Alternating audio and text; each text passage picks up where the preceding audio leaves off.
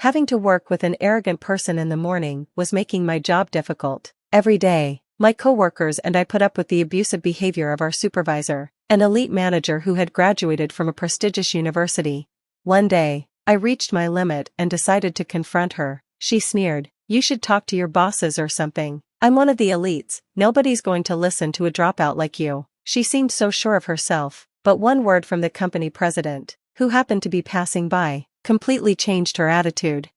"My name is Daniel Smith. I started working as a salesperson for a subsidiary of a big company right after high school. My father had been hurt in a motorcycle accident and couldn't work anymore, so I got this job to support my family. I was able to get the job thanks to my father's connections with the company. The people here got along well, and I enjoyed my work. My boss was nice, and my coworkers were easy to get along with, so I didn't usually have much to worry about. But today, I felt a little down." "Hey, Smith, isn't today the meeting with the head office?" my colleague asked. "Yes, it is," I replied. "That means she's coming here, right? I wish I could have taken the day off," he said. "Don't worry about it," I replied. "You don't have to deal with her directly." But honestly, I was feeling down, too. Just then, we heard her voice. Why weren't any employees waiting at the entrance for me? They knew I was coming, and this is how they react? She demanded angrily. My coworker muttered something and quickly left, avoiding her. The woman giving orders was Manager Jones. She regularly visited from the headquarters for meetings. She had graduated from a prestigious university and was hired directly into management, but she was arrogant and always looked down on us employees from the subsidiary. "Typical, uneducated and incompetent as usual," she said, clearly annoyed. "You all make me look bad. Let's start this meeting quickly. I don't want to spend any more time with you people than I have to." I apologized politely. "Sorry, ma'am, but we're still waiting for one more person who's on the way." "You're going to make me wait?" she snapped. "I came all the way here from headquarters, and you people aren't even ready?" "You arrived 20 minutes early, ma'am," I said, though I tried to keep my tone respectful, but I was frustrated. She was always so unreasonable, and yet, because she was elite, we felt we couldn't stand up to her. We all talked about her behavior among ourselves at the subsidiary, but in the end, we always endured it without saying anything to her. Then, one morning, as I was driving to work, I prepared myself to face another difficult day. I noticed an elderly woman crouched in distress in the middle of the road. It was clearly an emergency, but most people around just pretended not to see her, not wanting to get involved. I rushed over and asked, "Are you okay, ma'am?" But she didn't respond. Her breathing was labored, and she couldn't speak clearly. I quickly took out my phone and called 911. When the ambulance arrived, I went with her to the hospital. A nurse soon told me, "It's okay for you to go home. We'll take care of her until her family arrives." I had already informed my company that I'd be late, and I wanted to make sure she was okay, so I stayed until her family arrived. Thankfully, she wasn't in any serious danger and was able to leave the hospital a few days later. A few weeks later, I unexpectedly received a transfer order to the headquarters branch. It was a direct order from the company president. I wasn't sure if I should go, but my coworker said, "This shows they noticed your hard work. Go and do your best." Their encouragement helped me decide to accept the transfer. My first day at headquarters was busy. I wanted to introduce myself to each department. On my way, I saw the chief in the hallway and hurried to greet her, but she looked at me with disgust. "What are you doing here?" she said. "Aren't you a little out of place?" "Good morning, Chief. I've been assigned here," I replied. "Oh, you're being relocated here? What are they thinking?" She ignored my greeting and went on. "Having to breathe the same air as an uneducated idiot like you in the morning is going to ruin my whole day." I tried to stay polite. "Chief, I'm sorry if I made you feel that way." "Oh, stop talking. Stay out of my way. I'm busy." She waved me off like I was an annoying fly, clearly not interested in listening. Realizing it was pointless to keep trying, I gave up and returned to work. When I returned to the floor where the chief worked, I overheard her angrily scolding one of her employees. "You're incompetent. Why can't you handle something as simple as this? Even a new hire could do this," she snapped. "I'm sorry," the employee mumbled, clearly upset about the mistake he'd made. He clenched his fists, bowed his head, and took the harsh words in silence. "If this is the best you can do, I'd rather have someone else working for me. You're useless to me now. Clean out your desk and get out of my way," she continued, before finally noticing me. Our eyes met, and her face twisted with anger.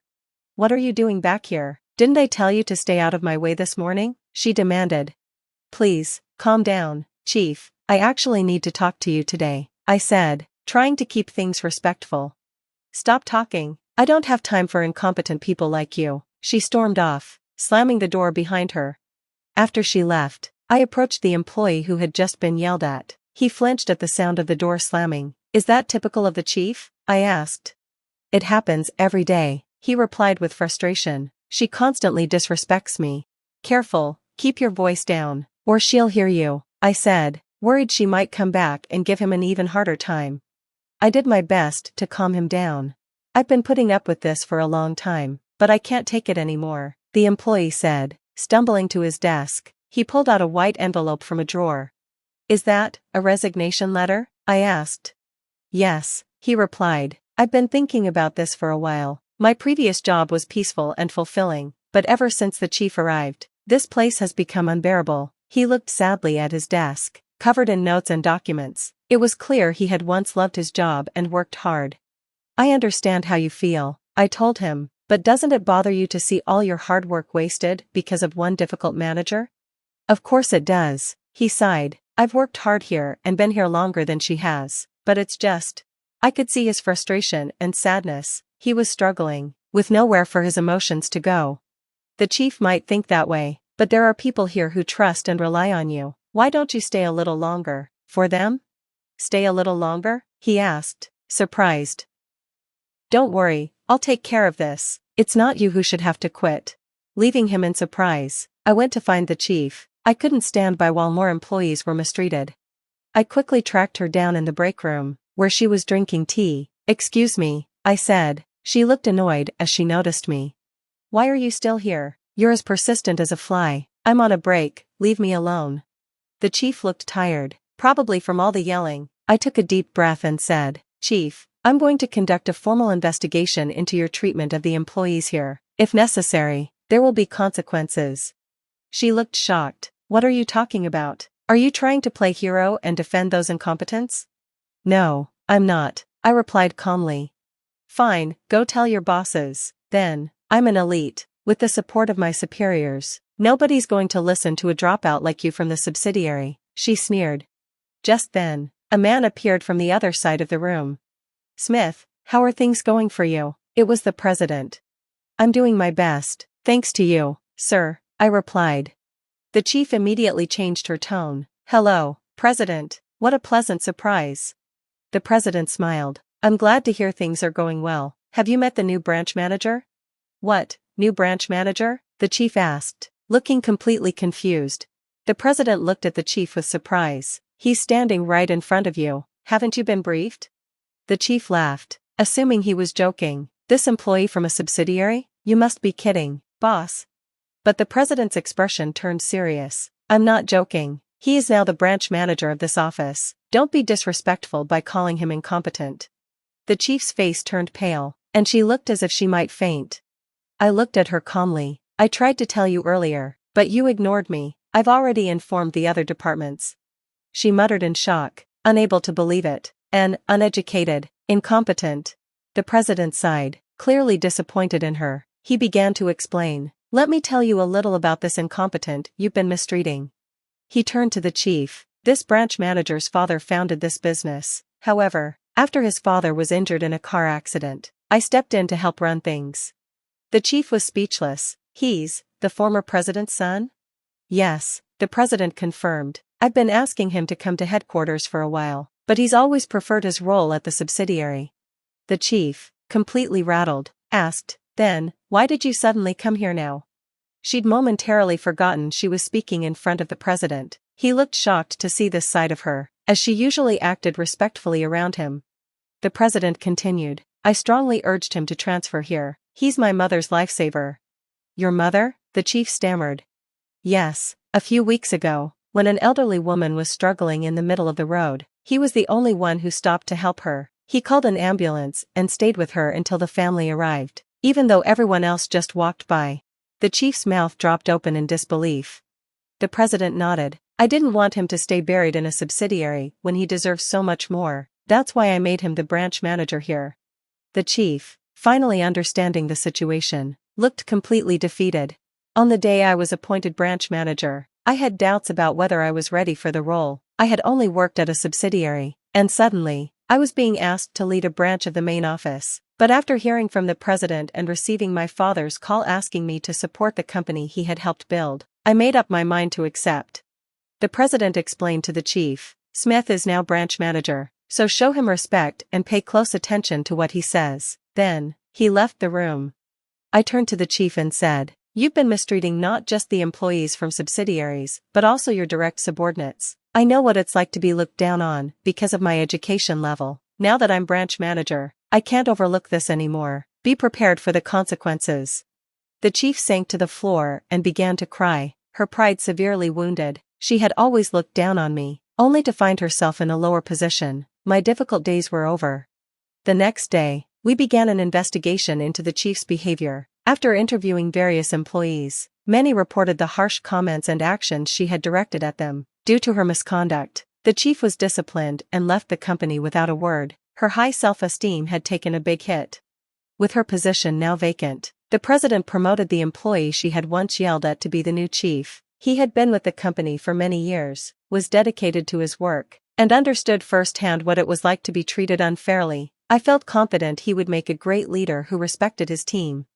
As for me, I aimed to lead by listening to employees. I held regular meetings to hear their opinions, organized training for those in higher positions to help them become better leaders, and tried to stay connected with everyone, just as I had at the subsidiary. Thanks to these efforts, the company's atmosphere improved, and it became a much better place to work, reminding me of the warm, collaborative environment I had enjoyed at the subsidiary. "Smith, I'm sorry about what happened with Jones, but thanks to you, the company is doing very well," the president said. Sometime later, he invited me to his office for coffee to discuss the company's progress. "I'm getting older," he said thoughtfully. "Eventually, I'd like you to succeed me as president." "With all respect, Mr. President, I don't see myself becoming president," I replied. He looked surprised. "Why, your father would have wanted this too. I want to work alongside the employees, supporting the company and being close to the customers. It'd be hard to do that if I were president." The president looked at me for a moment, then laughed. "You're a unique one, Smith. Most people would jump at this offer." "Maybe I'm a bit unusual," I admitted. "No, it's good," he said, clapping me on the shoulder. "That's exactly the kind of person we need here." Then he added, "You have a meeting coming up, right? Go on, keep up the good work." I have a new girlfriend. I'm going to live here with her, so I'm divorcing you. And you're going to go to your parents. I don't understand what you are saying. I don't need you anymore. I can leave you with my parents if you want to be a breadwinner or a housekeeper, Noah. You understand, my parents-in-law and my husband laugh at me. They are the worst kind of people. But for me, it's better that way. Then you all need to leave. My name is Noah, and I am a 32-year-old office worker. I have lived my whole life working after graduating from college. I started working for a major company. For about 10 years, I worked hard and obtained qualifications for promotions. Thanks to that, I am now department manager at such a young age. I am blessed with a boss who always has something useful to say to me. In a group of highly motivated and talented subordinates, I was very fulfilled in my work, but my personal life was not at all fulfilling. I had a boyfriend once when I was a student, but none since I started working. Worried about my situation, a friend of mine hosted a dinner party for me. That is where I met Matthew. He was kind, had a nice smile, and gave me the impression that he was very personable. And since he was the same age as me, we had a lot in common, and it was fun talking to him. We soon became friends, exchanged contact, information, and started going out to eat alone together. Then he confessed his feelings for me, and we started going out together. We got along well, and he proposed to me, and we ended up getting married. I was so happy to be married to the man I loved so much, and soon after, I went to his parents' house to greet them. His parents were very kind and welcomed me with open arms. "Noah, it's nice to meet you. I can't believe such a beautiful person came to be Matthew's bride. I am so proud of my son for bringing a good woman here. Hey, Mom and Dad, stop it. Noah is getting scared. Oh my, if you really think so, you can say it. That's right. It's a compliment, so it's okay. His parents were very friendly and easy to talk to, just like him. Noah works for a major company, doesn't she? Oh no, that's great. It's cool to be a woman who can work hard. Will you quit your job when you get married? No, I'm going to keep working. Well, you've got a good job at a good company. That's better. I was relieved. According to my friends around me, I had heard that their mother-in-law told them to quit the job. They say that they are often told that it is a wife's job to support her husband, so I was glad. I thought to myself that my would-be mother-in-law was generous. After greeting my parents, we were married. My heart was filled with excitement for the new married life that was about to begin. My husband moved into the house I was living in, and we started our new married life together. I'm very happy to be newlyweds with my husband, whom I love very much. I'm happy to be able to be at home with him all the time, and I'm also happy to have him home when I come home from work. 6 months into our life together, my husband said he had something he wanted to discuss with me. If you don't mind, I'd like you to live with my father and mother. What do you mean, live together? Yes, they are getting old, and I am worried about many things. I see. I can certainly understand how my husband feels. My parents are about the same age as my husband's parents, but my brother and his wife are currently living with them, so I have nothing to worry about. However, my husband is an only child, so it is understandable that he is concerned about his parents. Does this mean we are living with my in-laws? Yes, it would. But do they have a room available for us? They use every room for some reason or another. About that, if you like, I think it would be a good idea to renovate my parents' house and make it a 2-family house. 2 families? Yes, if we do that, it will be much cheaper than buying a new house. We can live in a beautiful and spacious house while still maintaining our privacy, right? I see. I thought it was indeed an attractive proposal. My in-laws are very kind people, and we won't be together all the time. If we live in 2 houses, it would be less stressful. Yes, that's fine. Really? Thank you. My mom and dad will be so happy. I was happy to see my husband so happy. Later, my in-laws came to visit us, and both of them were very grateful. I even thought that with such a kind and cheerful family, I wouldn't mind not having 2 households. Soon after that, my husband and I discussed remodeling my in-laws' house. The cost would be around $100,000. But as we were discussing it, my husband made a surprising remark. Actually, I have a favor to ask you. Can you pay for the remodeling? What do you mean, the full amount? Why then? My husband looked very uncomfortable. Actually, we are in debt. I was surprised. Neither my husband nor my parents-in-law had ever said anything like that when we were dating or when we got married. I was surprised. How much debt do they have? About $150,000. What? I thought it would be a few tens of thousands of dollars, but I was surprised at the amount of money. And I ended up shouting out loud. It wasn't so bad at first, but it gradually grew, and even if I tried to pay it back, I couldn't. My parents are already living on a pension. I can't pay them back as much as I'd like, and the debt is getting bigger and bigger. I see. I could not hide my surprise and upset at the sudden and shocking revelation. I had no idea that my parents-in-law owed me such a large sum of money. Noah, I need a favor. Will you help me pay off my father and father-in-law's debt? They can't afford it anymore, and I don't make a very good salary either.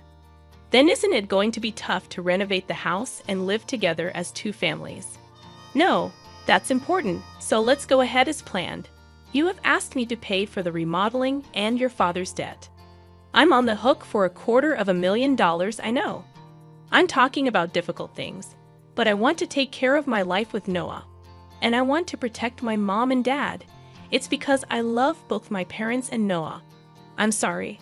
I'm being greedy, but if you really love me, please help me. I'll pay you back little by little. I was very distressed. My husband and my in-laws have no one to turn to but me, and I knew that my husband really loved me.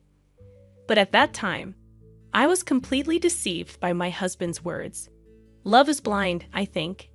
And that is exactly what it is. Okay, I'll pay for it. I agreed to do so. Then my husband said, "Thank you so much." And he shook my hand and thanked me very much. He told my parents-in-law, and later they came to our house and apologized to me. My mother-in-law even shed tears of joy.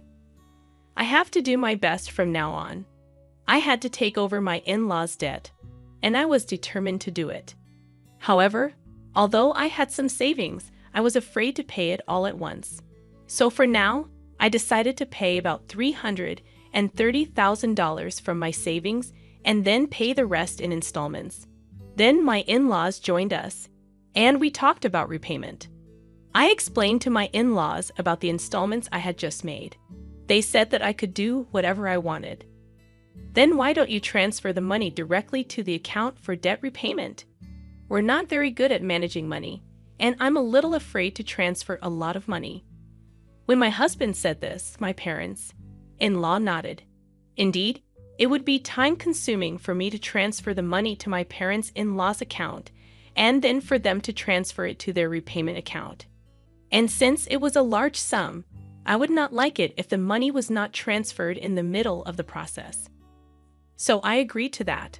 Once the conversation was settled, my parents-in-law looked very relieved. Now we don't have to be afraid of the monthly debt collection. That has been really scary. Dad and Mom, you should thank Noah properly. Well, I can't tell you how many times I thanked you. I can't thank you enough. Thank you so much. I'm so glad Noah came to be his wife. No. I was happy that my in-laws were happy. However, I felt a little uncomfortable because I thought that they might think of me as a money spinner. When they said those last words, I felt a little bad, but I wanted to take care of my beloved husband's family. With that in mind, I began to make payments, and at the same time, we remodeled our house and completed our two-family home. We started living together in a beautiful and spacious house. My parents-in-law were very happy, and my husband's eyes lit up at the new house. I too enjoyed cooking with the new system kitchen, and I was glad to have the remodeling done. It is more convenient and closer to work here. If commuting time is shortened, that gives me more time to spare. I can also make good use of that free time to study. I was spending my days working hard to pay off my debt. However, there was something that bothered me a little. That is, my husband did not help me pay off the debt at all. When I told him about my parents-in-law's debt, he said he would help me pay it off, and yet he has shown absolutely no sign of paying for it out of his own paycheck. When I mentioned this to him before, he told me that his salary was not enough at all to make the payment. I asked my husband what his take-home pay was and asked him to show me his pay stubs, but he stubbornly refused, so I don't know how much he earns, but he has to repay his debts. I worked hard for about a year to pay off the debt. At that time, my parents-in-law asked me how much money I had left to repay. If it's been a year, well, you haven't lost that much, yeah. At most, you'd be paying back about $10,000 to $155,000. Well, just to give you an idea, we paid back about $30,000 this year, so the remainder is roughly $90,000. When I said this, my parents-in-law were extremely surprised. What? You paid back that much, Noah? That's amazing. At that pace, you will finish paying back the loan in about 3 years. If I work hard, I'll be able to pay it off. Thank you so much. My parents-in-law were crying and happy. I thought that if my husband's parents were happy like this, it was worth all the hard work. A few days later, however, I encountered an unexpected situation. I had to work overtime that day, so I told my husband I would be home late. However, the work went surprisingly smoothly, and moreover, many of us had free hands, so we were able to leave on time. So, I hurried home as usual, thinking I would cook dinner for my husband. But when I opened the front door, there were my parents-in-law's shoes. Oh, my mother-in-law and her family are here. I thought they had something to do, so I walked toward the living room. Then, I heard my parents-in-law and my husband talking about something. You were right to marry that woman, weren't you, Matthew? You did great. I can't believe you got a woman with that much money. When I heard she works for a big company, I was really cautious and seduced her. You should be more grateful. Oh my, you're one of the people who created that debt. What? But I'm the one with the least. What are you talking about? How much did you spend on horse racing? Your gambling is terrible. I get a jackpot once in a while, so there were times when we were in the black. How can you be in the black when you owe $150,000? But at this rate, we'll be able to get out of debt and get back on track. That's really great. And she even remodeled our house. I got a really good wife. Well, I'm going to throw her away after she pays off the debt. My husband and parents-in-law laughed. I was so stunned that I couldn't move from the front door for a while. After calming down a little, I made a loud noise as I closed the lock and said, "I'm home," from the front door. When I went to the living room, my parents-in-law and husband greeted me with smiles. "Oh, Noah, welcome home. Good job, good job. Well then, we're going back to our room. Let's have dinner together again." I was so afraid of this gentle smile of my parents-in-law because I had heard their earlier conversation. Likewise, this man who was pretending to be a good husband with a smile on his face shocked me. I wondered what I had been doing to try to pay them back. "Didn't you say you had to work late today?" "Yeah, I've been working a lot more than I expected, so I decided to hurry up and cook dinner and came home on time." Didn't know that. I tried my best to act calm until dinner so that my husband would not realize what I had done. Then, when my husband was taking a bath, I stayed in my room and cried alone. But crying as hard as I could made me want to give my husband and in-laws a break. I cried as hard as I could. From then on, I acted quickly. I began to prepare for the divorce and then steadily make plans for what to do after the divorce. About 3 months passed. I pretended to be happy and told my husband that I had paid off my parents-in-law's debt. My husband rolled his eyes. "What? You paid off the debt? That $150,000 that was supposed to take roughly 3 years, right?" "Actually, I have quite a bit of money saved up, but I was afraid to pay it off all at once. So I started taking out a little bit from my salary and savings. But we were already below $100,000, and I thought it would be better to pay it all off at once." "I see."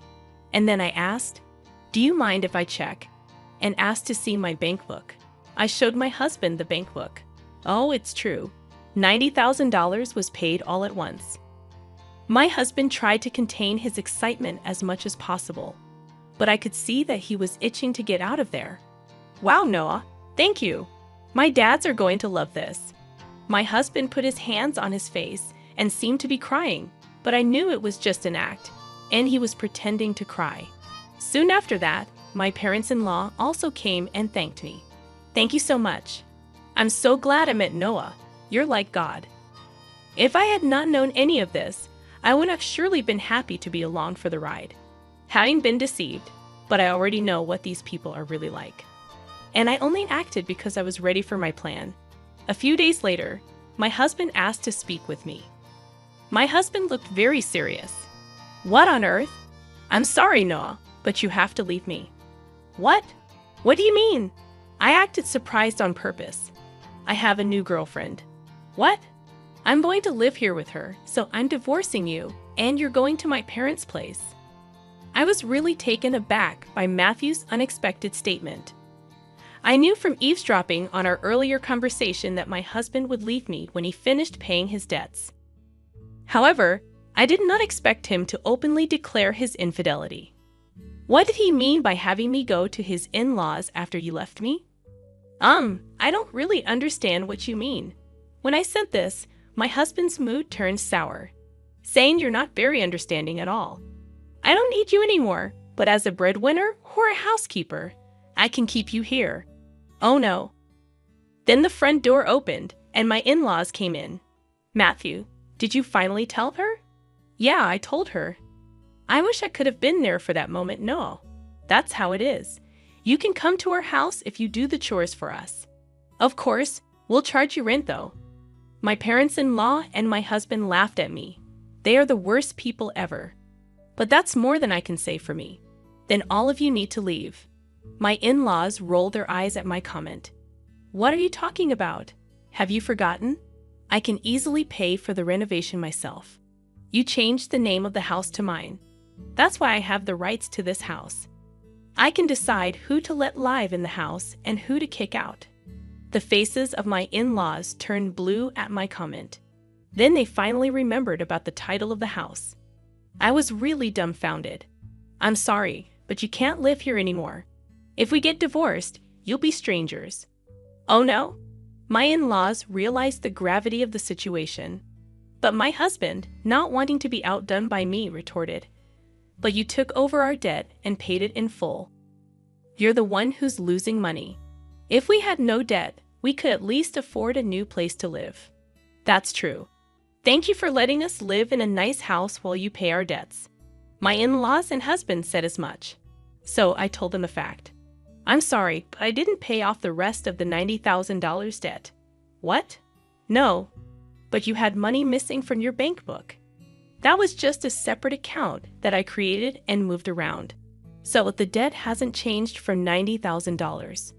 I just haven't had the collections come yet because I've been paying large sums of money continuously. But I think it's time for them to come. So you are responsible for paying the rest. My husband and in-laws went pale.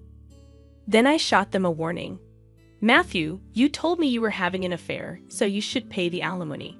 I'll charge your partner for the affair too. Oh no, she went out with me even though she's beautiful because I own a house and have money. If they charge me alimony, she'll dump me. I don't care anything about that, Noah. I apologize. Please don't leave us. My husband is afraid of being dumped by the adulterer, and my in-laws are afraid of being dumped by me. They are truly selfish and scum parents and children in every way. I will have nothing to do with you people anymore, no matter what you say. I have also put this house on the market. I will also have you pay your debt of $60,000 that I paid on your behalf through my lawyer. Oh no, the in-laws froze, stunned by the loss of everything they had. I then demanded a divorce and alimony from my husband through my lawyer. I also demanded alimony from the adulterer. I demanded $6,000 from my in-laws for what I had paid them. Actually, that renovated in-law house sold for about $200,000. It was in a good location, and there was a family that was just looking for a duplex, so we got a good price. They were able to buy it. So I had to pay $160,000, which included the $60,000 I owed on the debt and $100,000 for the renovation. I had paid $160,000, but gained $40,000 as a result. In addition, I also get alimony from my ex-husband and the affair partner, which is a very positive situation. On top of that, I was able to get a small payment of $60,000 from my ex-parents-in-law.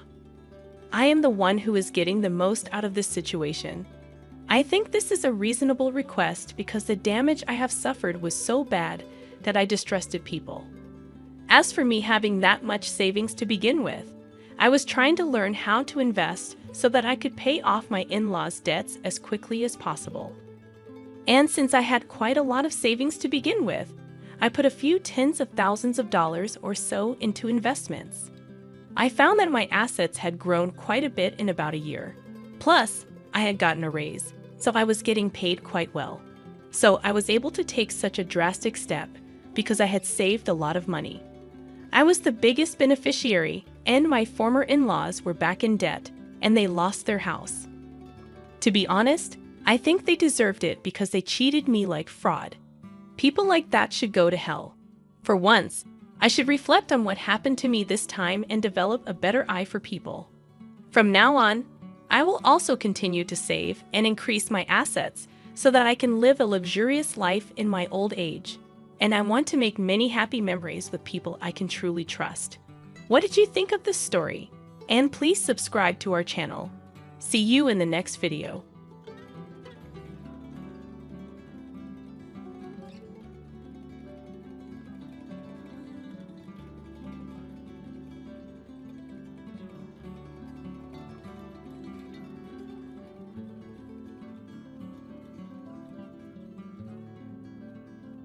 After the somber funeral for my father, a prominent shareholder, my brother-in-law caught us off guard by raising the delicate topic of inheritance.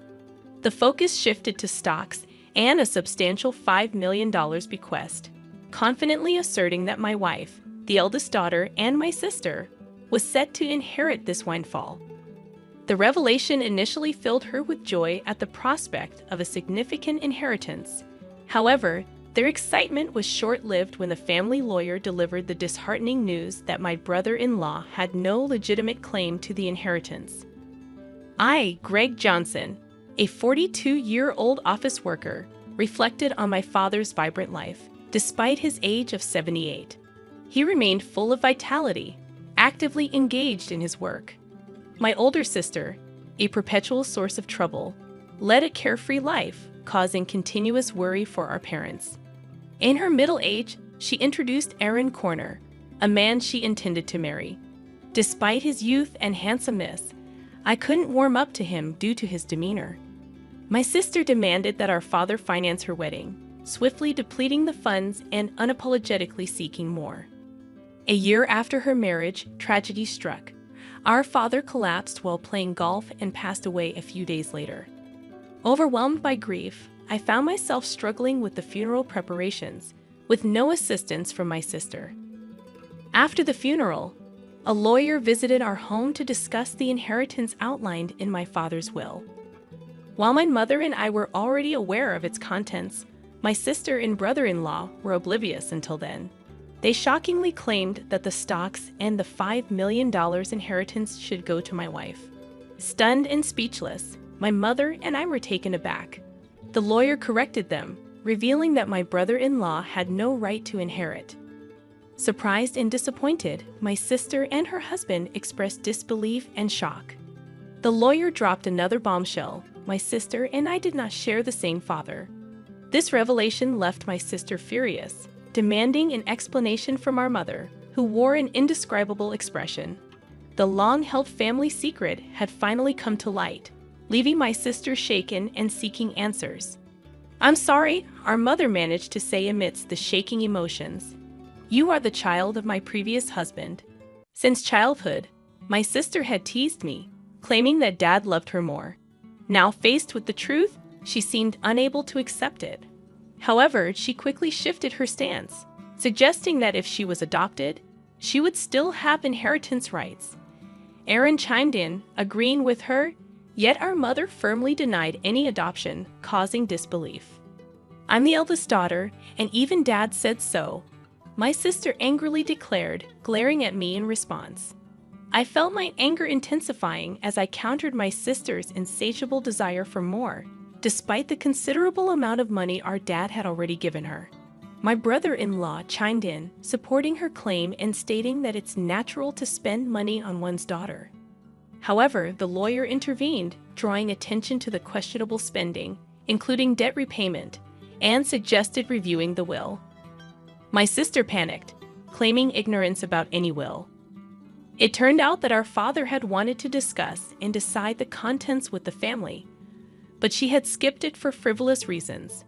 When the lawyer proposed reviewing the will, my sister and her husband reluctantly agreed. The will clearly stated the transfer of property to my mother and me, explaining why my sister was not adopted. Her mistreatment of me and reckless spending had disappointed our father, realizing she had no right to the inheritance. My sister was visibly shocked, and her brother-in-law, who had initially supported her, suddenly changed his tune, accusing her of lying and abruptly leaving the room. In her anger, my sister blamed our mother for not asking to have her adopted, claiming it was unfair that only Mom received the inheritance. Frustrated, she cried and screamed, expressing her disappointment. Despite my sister's outrageous behavior, the lawyer remained calm, explaining that as the biological son, I had the right to receive it all. Before things escalated further, He warned that the police might need to be involved if the situation continued. My sister appeared startled by the mention of the police, given her history of repeated theft. As my mother spoke tearfully to her, she clicked her tongue and left the room. Half a year passed, and the inheritance proceedings were completed without issue. Despite some grumbling from my sister and brother-in-law, they couldn't stand against the lawyer's efficiency. My mother gave my sister a small amount of money, but I had no intention of interfering. The frustrating part for our family was that the two had disappeared. Their blatant greed was so evident that even our relatives were lost for words. One day, my wife suggested that my mother, daughter, and I go out to eat. Since my father's passing, our mother had been down, but she showed smiles when with her granddaughter. I suggested to my mother, "Why don't you live with us?" But you know, Rook still comes home occasionally. Sis only comes around to beg for money, doesn't she? How long does she plan to keep this up? The reason my mom defends my sister is that she is her blood-related child, and there might be concern that if we visit our family home, my sister might cause trouble again. Understanding that, I told her to take her time thinking about it and then drove my mom to our family home. Upon arrival, we encountered something unexpected. The lights were on in our supposedly empty home. It wasn't the time for the helper to come, so we were puzzled. I parked the car, suggesting, "Let's go up and have some coffee with Mother." We got out of the car and headed to the entrance, but the moment we approached the door, a car came rushing in. "Mom, watch out." Hearing my daughter ahead of me, I shielded my wife with my body. The car just grazed me, and I managed to dodge it, but I collided with a nearby flower bed, injuring myself badly. The car stopped after hitting the garage door. "Are you okay, Dad?" My wife and daughter rushed over, supporting me. Mother was trembling in shock at the sudden event. Understandably, from that moment on, a day of turmoil began. I was taken to the hospital by ambulance and had to be hospitalized briefly. Later, I heard that Aaron Warner, my brother-in-law, was driving the car. According to the police, he explained that he mistook the accelerator for the brake. However, I had my doubts about that story. Amidst all of this, my sister and mother visited me in the hospital. Mother left briefly to arrange flowers, and during that time, my sister coldly looked at me and said, "You're only tough and bodied, huh?" With a slightly disappointed tone, I couldn't help but give her a smile. If I had died in the accident, Mom would inherit everything, right? "Messed up your plan," I said a bit sarcastically, and my sister looked uneasy. "You planned this, didn't you?" When I asked, my sister looked away, and I added, "But I won't be accepting Mom's share, so it won't work out for you." My sister looked surprised at this. She probably thought I would naturally accept it. I have a wife and kids, so I passed the inheritance to them. It's not strange for the head of the family to think that way. Even so, I've made a will early, like Dad did. My sister was taken aback at this. "What? So that means—" "Yeah, unfortunately, my share of the inheritance won't go to Mom." My sister stared at me, then began to shake with anger. "There's $5 million, right? You could at least share a bit." When I immediately refused, my sister furiously grabbed my collar. "I'm your sister. We should split it." Whether it was the amount of the inheritance that drove her mad, she continued to scream in a very aggressive voice. I felt pity for my sister. It's that greedy attitude that disappointed Dad. Don't you get it? My sister's face turned even redder, and she grabbed my neck. "Bro, stop it." Mother, who had just returned, scolded her loudly. Then the nurses, called by the nurses' call button, arrived and escorted my sister out of the room. Mother seemed to want to protect my sister, but my sister had lashed out at her too. As she left, she asked, "Why did she turn out like this?" Hearing Mother say this sadly, I felt a pain in my heart. Later, Mother's health deteriorated, and she fell off, gradually weakening. My wife and I started visiting the family home more frequently to support her, but this seemed to upset my sister. Probably she encountered my wife when coming to ask for money or heard about it from Mother. One day, my sister called my cell phone. "From now on, we will take care of Mom." You guys don't need to come. Watch this. All of a sudden, however, my sister wasn't listening and said, "We've already decided," before hanging up. My wife told me she had been turned away by my sister. Too concerned about how my sister, who had no experience in household chores or living, would manage, I quickly contacted Mother. To my surprise, I found out that my brother-in-law had experience in caregiving. Mother was still independent, not yet in a worrying state. This reassured me. However, within just a month, Mother was rushed to the hospital in an ambulance. It was said to be due to a medication dosage error. When we rushed to the hospital, Mother was shockingly weak. The doctors also seemed puzzled by her condition. I couldn't recall such a mistake ever happening before.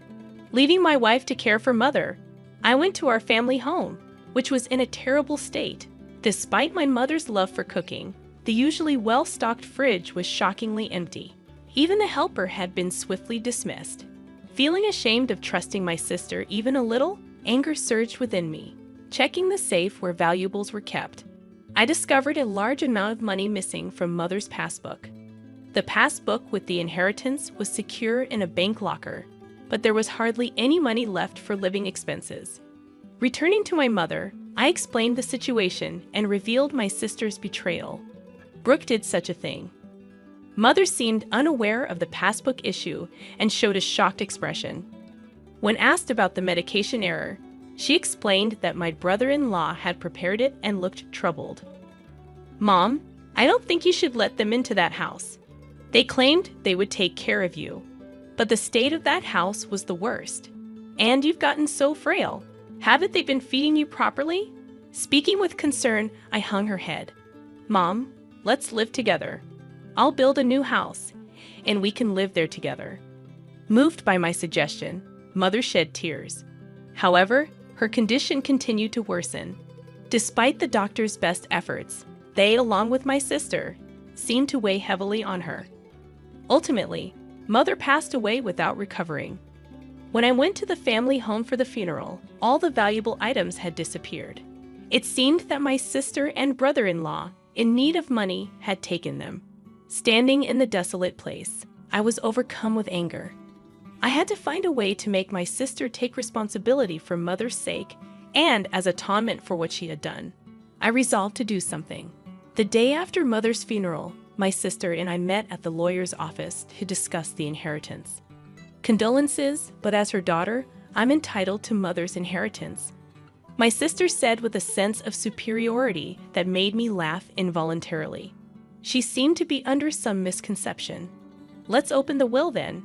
As the lawyer revealed the contents of the will, my sister turned pale. "You're joking. Why, bro? You are not entitled to any of the inheritance. This is in accordance with Dad's wishes." My brother-in-law started to get angry, but the lawyer had nothing else to say except repeat the same thing. "This must be a mistake. Bro is her child, isn't she?" My brother-in-law suddenly became furious, throwing things off the table. "Are you trying to trick us? We won't let you get away with this. Give us the inheritance now." "Aaron, you planned to kill Mother, didn't you?"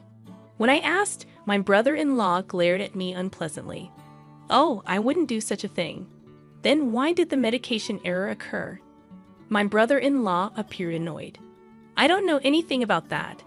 It's impossible that I can't inherit. You must have done something." My sister was getting more agitated. "Now I'm even behind on my condo payments." I was shocked.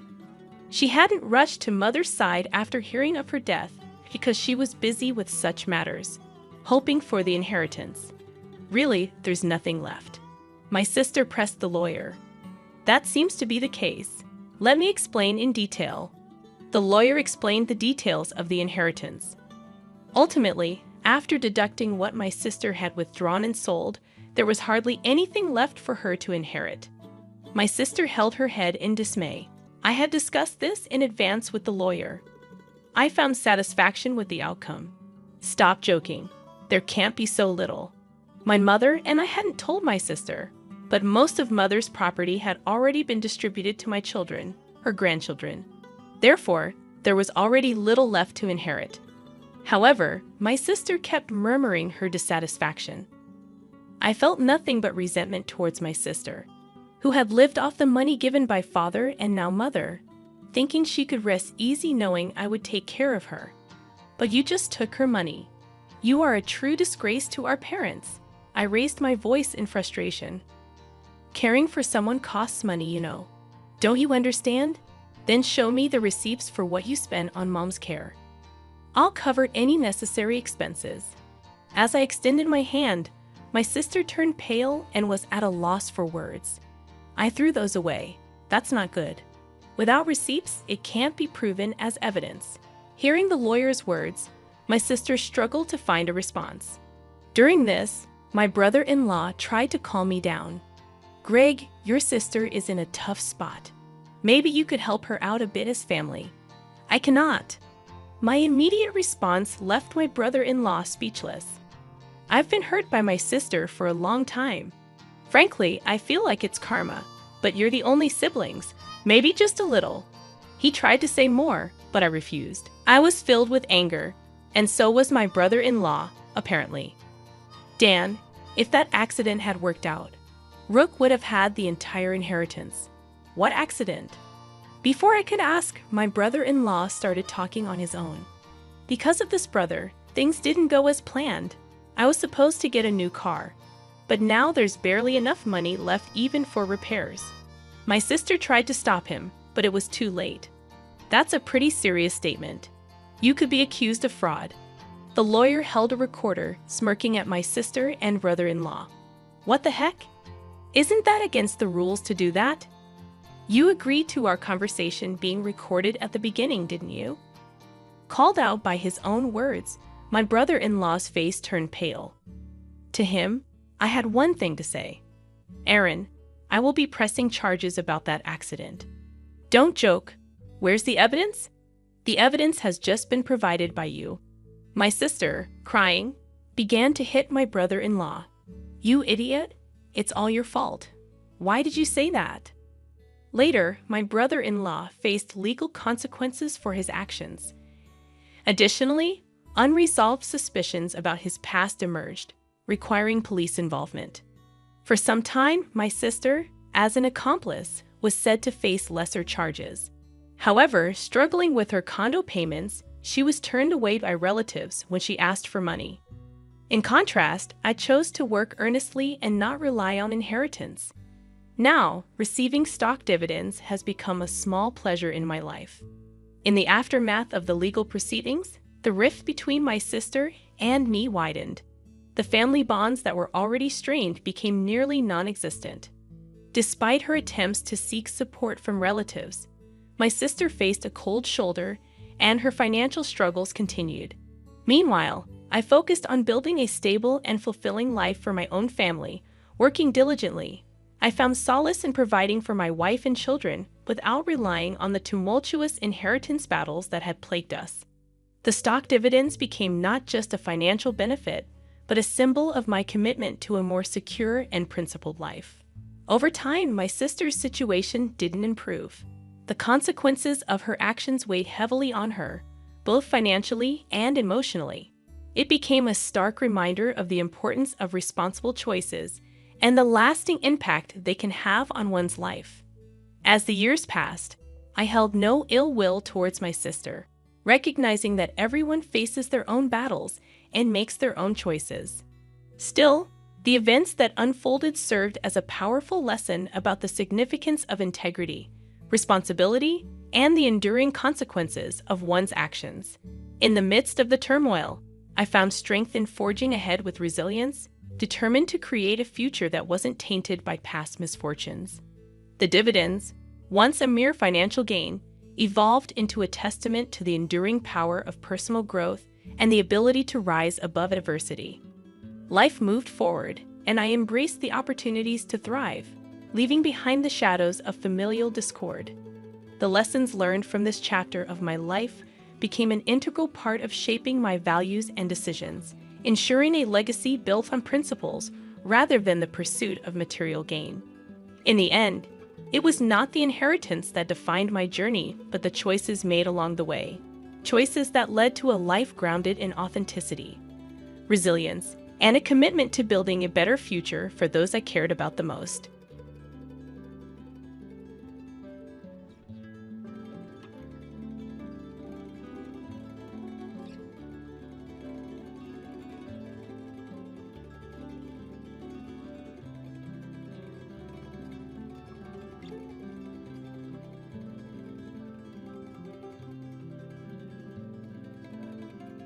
As I sat at my parents' Thanksgiving table, surrounded by the familiar sights of my childhood home, I felt a rare calm.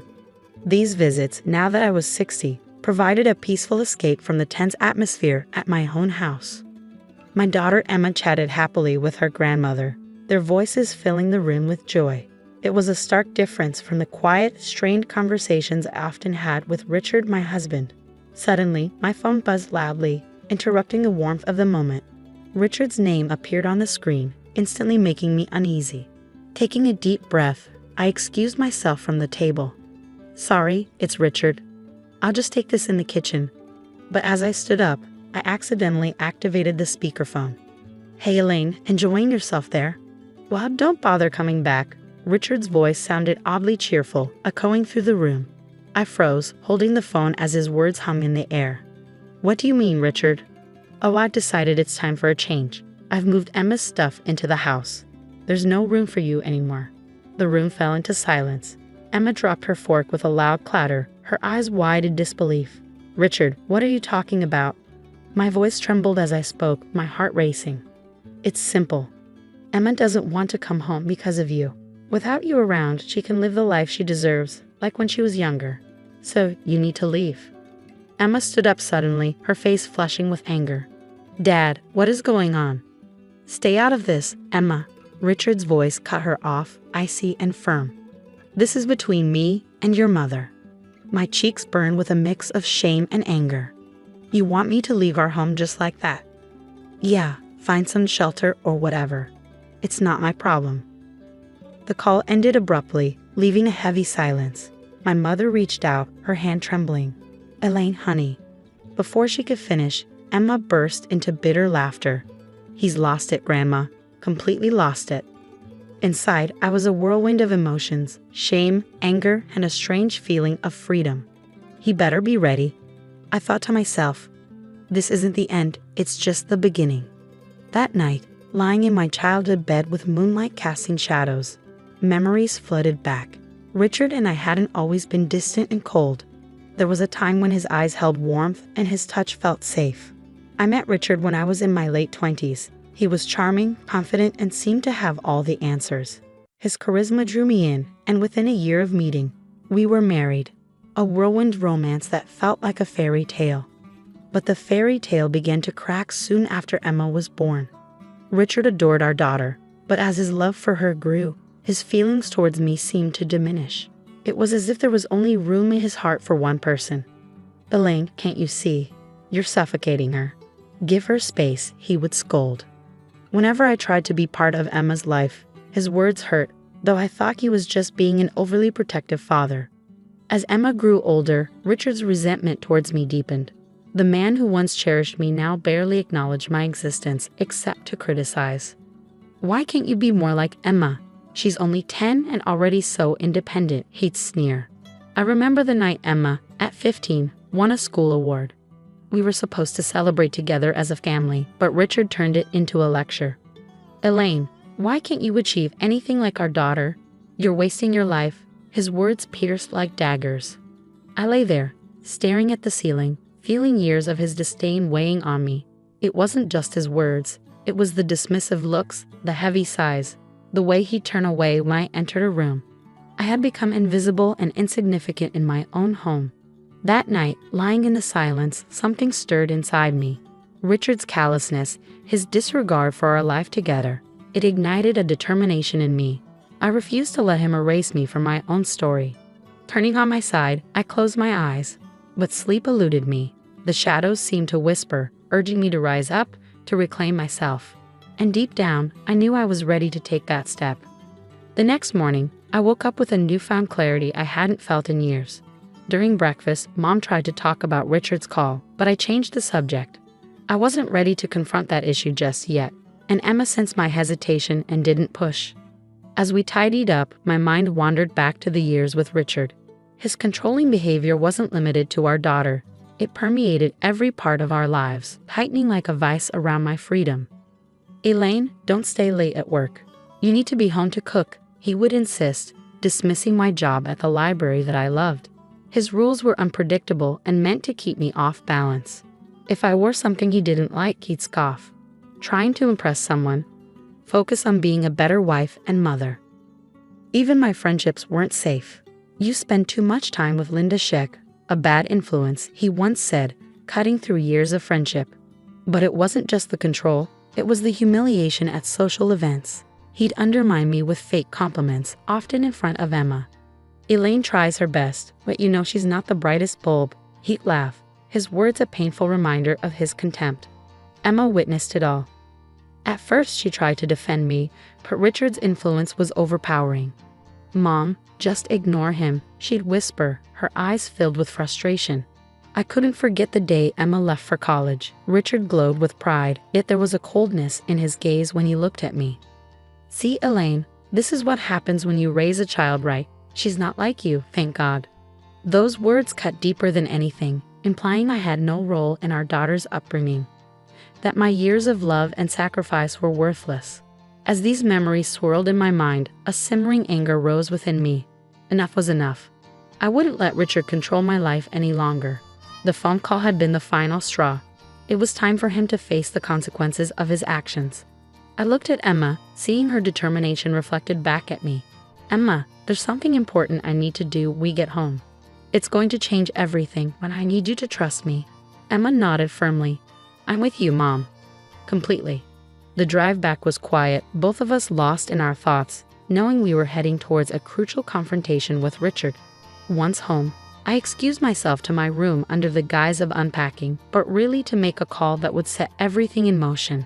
I dialed the number of a divorce attorney I had discreetly noted down months ago. My hands trembled as the call connected. "Hello, this is Elaine Richardson.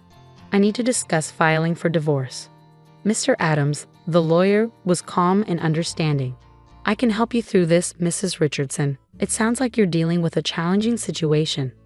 As I recounted Richard's behavior over the years, Mr. Adams listened attentively. "We can file for divorce on grounds of emotional abuse. It seems like you have a strong case." Feeling empowered, I responded firmly, "I'm proceeding with this, and I want him to face consequences both legally and financially." Mr. Adams reassured me, "We'll work to ensure you receive what you're entitled to." After the call, a mix of fear and exhilaration washed over me. For the first time in years, I was taking charge of my life. Later that evening, Richard returned home, his demeanor smug and victorious. "Back so soon. Realize you have nowhere else to go." His words stung, but I stood my ground. "I went to my parents' house, Richard. Remember the place you practically forced me into?" He scoffed. "I did us a favor. Emma and I are better off without you." "That's where you're mistaken," I said firmly. "Emma isn't a pawn in your games, and I'm not your captive anymore." Richard's face twisted in anger. "What nonsense are you talking? You think you can survive without me?" Meeting his gaze, my resolve remained steady. "Watch me." Emma entered the room, her expression showing determination. "Dad, you've crossed the line. Mom doesn't deserve this." Richard sneered. "Oh, now you're on her side? I thought you understood, Emma. Your mother is worthless." Emma's eyes flashed with anger. "No, Dad. The only worthless thing here is your cruelty. We're done living under your control." As we stood together against Richard's hostility, I knew we had reached a turning point. The battle lines were drawn, and I was prepared to fight for my freedom. The morning after our confrontation, the atmosphere in the house felt tense. Richard's usual arrogance was heightened, as if he was challenging us to defy him. While making breakfast, my hands trembled slightly, but my determination held strong. At the table, Richard broke the silence with his usual condescension. "So, Elaine, have you finally realized your place? Ready to beg for forgiveness?" I kept my voice steady. "There's no need for me to beg, Richard. It's you who should be reflecting on your actions." He laughed bitterly. "You've always been out of touch, Elaine, but this is a new low." Emma, who had been quiet until then, spoke up firmly. "Dad, this isn't a joke. Mom is serious about filing for divorce." Richard's face twisted through confusion, disbelief, and then erupted into anger. "Divorce? You think you can just walk away from me after everything I've done for this family?" "It's because of what you've done," I interjected, my voice firm. "Years of belittling, controlling, and humiliating me. I won't tolerate it any longer." Richard slammed his fist on the table, his face flushed with rage. "I built this family. Without me, you're nothing." Emma stood up abruptly, her chair scraping loudly. "You didn't build this family, Dad. You've torn it apart. And Mom isn't just something. You've treated her like nothing." His eyes darted between us, a wild intensity growing. "You're ganging up on me, your own husband, your own father." "This isn't about sides, Richard," I said evenly, the turmoil churned inside me. "What you've done is unforgivable." Richard's bitter laugh filled the room. "You think you can leave and everything will be fine. You have no clue what's coming." I met his gaze firmly. "I know exactly what I'm facing, freedom from you." Emma stood beside me, resolute. "We're done with your control, Dad. It's over." Richard abruptly stood, his chair crashing behind him. "You'll regret this, both of you. You have no idea what I'm capable of." As he stormed out, the tension he left behind was suffocating. But in that tension, there was also a profound sense of liberation. The battle had begun, and I was ready to fight for my freedom, my dignity, and my daughter's future. The days after our confrontation with Richard were a whirlwind of activity. I met with Mr. Adams multiple times, meticulously planning the divorce proceedings. "We'll ensure you receive what's rightfully yours, Elaine, both financially and legally," Mr. Adams assured me. Richard's reaction to the divorce papers was explosive. He barged into the house one evening, papers in hand, his face a mask of rage. "You're really going through with this? Do you even understand what you're doing, Elaine?" I faced him calmly, despite my inner turmoil. "Yes, Richard, I do. For the first time in years, I'm making a decision for myself." Richard laughed mockingly. "You really believe you can survive without me? You're nothing without my money, my support." "I'm not afraid of being on my own, Richard. I'm more afraid of spending another day under the same roof as you," I replied firmly. Emma, hearing the argument, came downstairs. "What's going on?" "Your mother has lost her mind," Richard sneered. "She thinks she can just take half of everything I've worked hard for." "It's not just what you've earned, Dad. It's what Mom has endured all these years. She deserves every penny and more." Emma shot back. Richard's gaze hardened. "Don't be naive, Emma. This will destroy us all." "No, Dad, it will liberate us, especially Mom." As the days stretched into weeks, our home became a tense, silent battlefield. Richard relocated to the guest room, his presence casting a heavy shadow over everything. Despite his attempts to sway me, my decision was resolute. The day of our first court hearing arrived. Sitting in the courtroom, waiting for proceedings to commence, I felt an unusual calmness wash over me. I knew deep down that I was making the right choice, not just for myself, but for Emma too. Richard, however, appeared visibly nervous. When his lawyer broached the topic of a settlement, a small smile crept onto my face. Richard, who had always prided himself on control, was now at the mercy of the legal system. As the judge reviewed our case, Richard grew visibly paler. When the judge turned to me and asked if I wished to add anything, I took a steadying breath. "Your Honor, for years I endured emotional abuse and manipulation at the hands of my husband. I seek not vengeance, but justice, for myself and for my daughter." The judge nodded solemnly. "I understand, Mrs. Richardson. This court will ensure a fair and just resolution." Leaving the courtroom, I caught Richard's defeated expression. It was enough for me to know that while the battle wasn't over, I had won this initial round. I was prepared for whatever lay ahead. In the weeks that followed, my life felt like it was constantly under scrutiny, analyzed by lawyers and the court. But with each passing day, I felt stronger, more in control of my own destiny. Richard's attempts to intimidate me grew more desperate and less effective over time. The final court hearing became a day I both dreaded and eagerly awaited. As Richard and I sat across from each other in the courtroom, I couldn't help but reflect on the man I once loved, now a stranger filled with bitterness. The judge's voice was unwavering as he delivered the verdict. "The court rules in favor of Mrs. Richardson. Mr. Richardson, you are obligated to pay alimony and half of your assets." Richard's face twisted in shock and anger. He abruptly stood up, his chair crashing to the ground. "This is ridiculous. She doesn't deserve a single penny." "Mr. Richardson, control yourself," the judge admonished firmly. "The court's decision is final." As we exited the courtroom, Richard's parting words dripped with venom. "You'll regret this, Elaine. You think you've won, but you haven't seen the end of me." But I no longer feared him. His once cutting words now sounded hollow and powerless. Over the following months, I secured a small apartment near Emma's place. I began a new job at a local library, a place that always brought me solace. The alimony from Richard provided me with a financial independence I hadn't known in years. Emma and I grew closer, our relationship no longer overshadowed by Richard's presence. She flourished in her career and personal life, a stark contrast to the fearful young woman she once was. As for Richard, the last I heard, he was leading a diminished life, his pride and finances greatly reduced. His attempts to reconnect with Emma and me were met with silence. The man who once wielded so much power over us now exists only as a memory, a faint echo of the past. Often, I sit on my balcony with a cup of tea, gazing out at the tranquil neighborhood. Here, I found a sense of peace and purpose that eluded me for so long.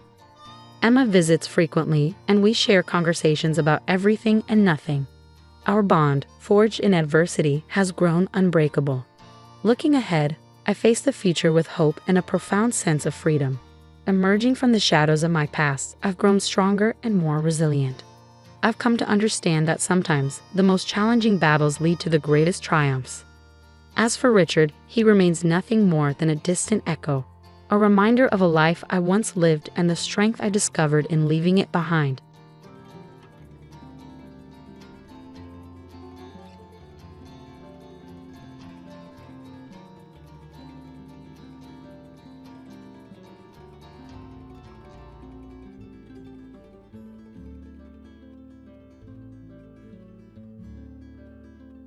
Hi, I'm Emily, and I just turned 29. Years ago, I made the mistake of marrying a man with lots of problems, thinking love would fix everything.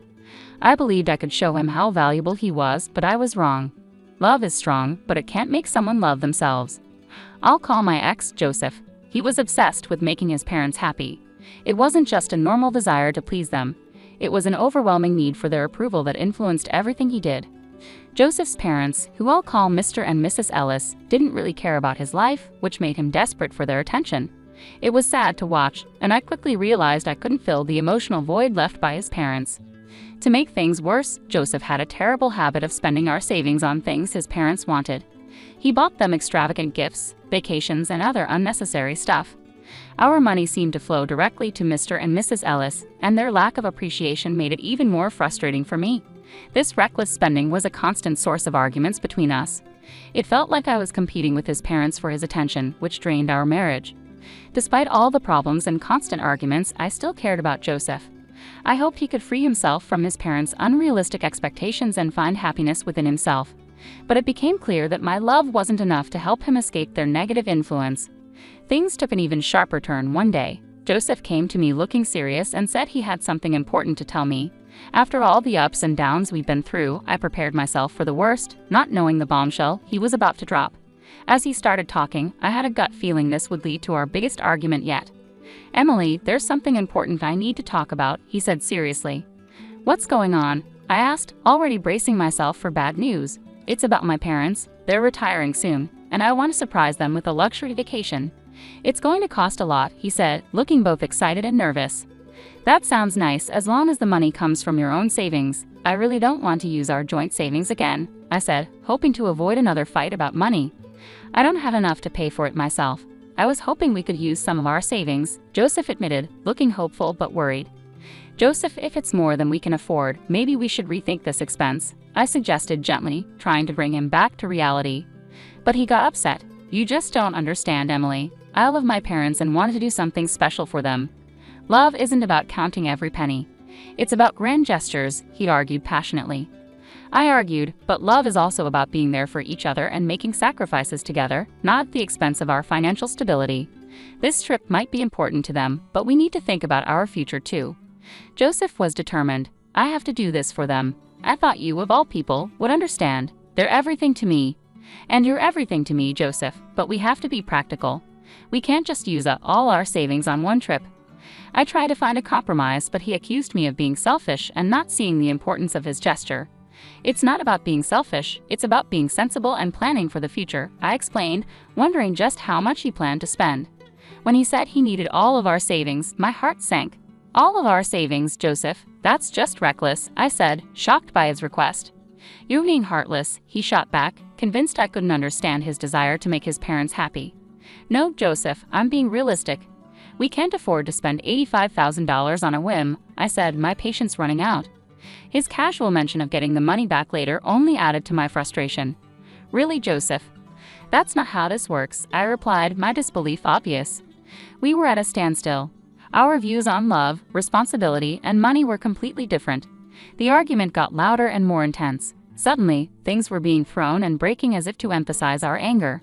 In the midst of this chaos, Joseph declared that if I couldn't support him, he wanted a divorce. He probably expected me to panic and try to save our marriage. But I didn't. Instead, I gathered all my calm and resolve and simply said, "Okay, Joseph, if that's truly what you want." The shock on his face was clear. He had expected tears and begging, but what he got was my firm stance. I was done indulging his fantasies. If he wanted to waste his future chasing unrealistic dreams, he could do it without me. I didn't hold back. I told him everything. I made it clear that his endless quest for his parents' approval was pointless, like trying to stay dry in a storm with just an umbrella. He tried to argue, but I stopped him with a simple raise of my hand. I declared that I was done fighting for a love trapped by unrealistic expectations and a constant need for validation. Go ahead, spend all your money trying to win over people who barely notice you, I told him, firm in my decision to end the cycle of disappointments and broken promises. And with that, the harsh truth hit him. He finally realized how bad things had gotten. Our marriage had turned into a battlefield, and it was time to raise the white flag and find peace separately. A month has passed since the divorce was finalized, and I can honestly say the feeling of freedom is incredible. Gone are the days of endless arguments about money or seeking approval that was never ours to gain. Now I'm breathing easier, free from the heavy burden of his doubts that once darkened my days. Each new day seems a little brighter. True, Joseph has tried to sneak back into my life, pretending to be concerned and asking about my well-being, but I saw through his act. I wasn't going to fall for his tricks again. As the saying goes, fool me once, shame on you. Fool me twice, shame on me. I firmly turned away from Joseph's attempts to rekindle anything we once had. I had realized I'd invested too much in trying to fix someone who didn't want to change. It was time to focus on my own growth and happiness. Rebuilding wasn't easy, let me be clear. Dividing our shared assets and adjusting to a new financial reality took patience and resilience. I was used to a certain way of living, but adapting wasn't new to me. I embraced the hard work needed to rebuild my life, discovering a strength and independence I didn't know I had. Reconnecting with old friends, getting back into hobbies I'd neglected, and finding new interests made the world feel big and full of possibilities. I was eager to make the most of this fresh start. Sure, there were moments of self-doubt and loneliness, and adjusting to a new budget was challenging.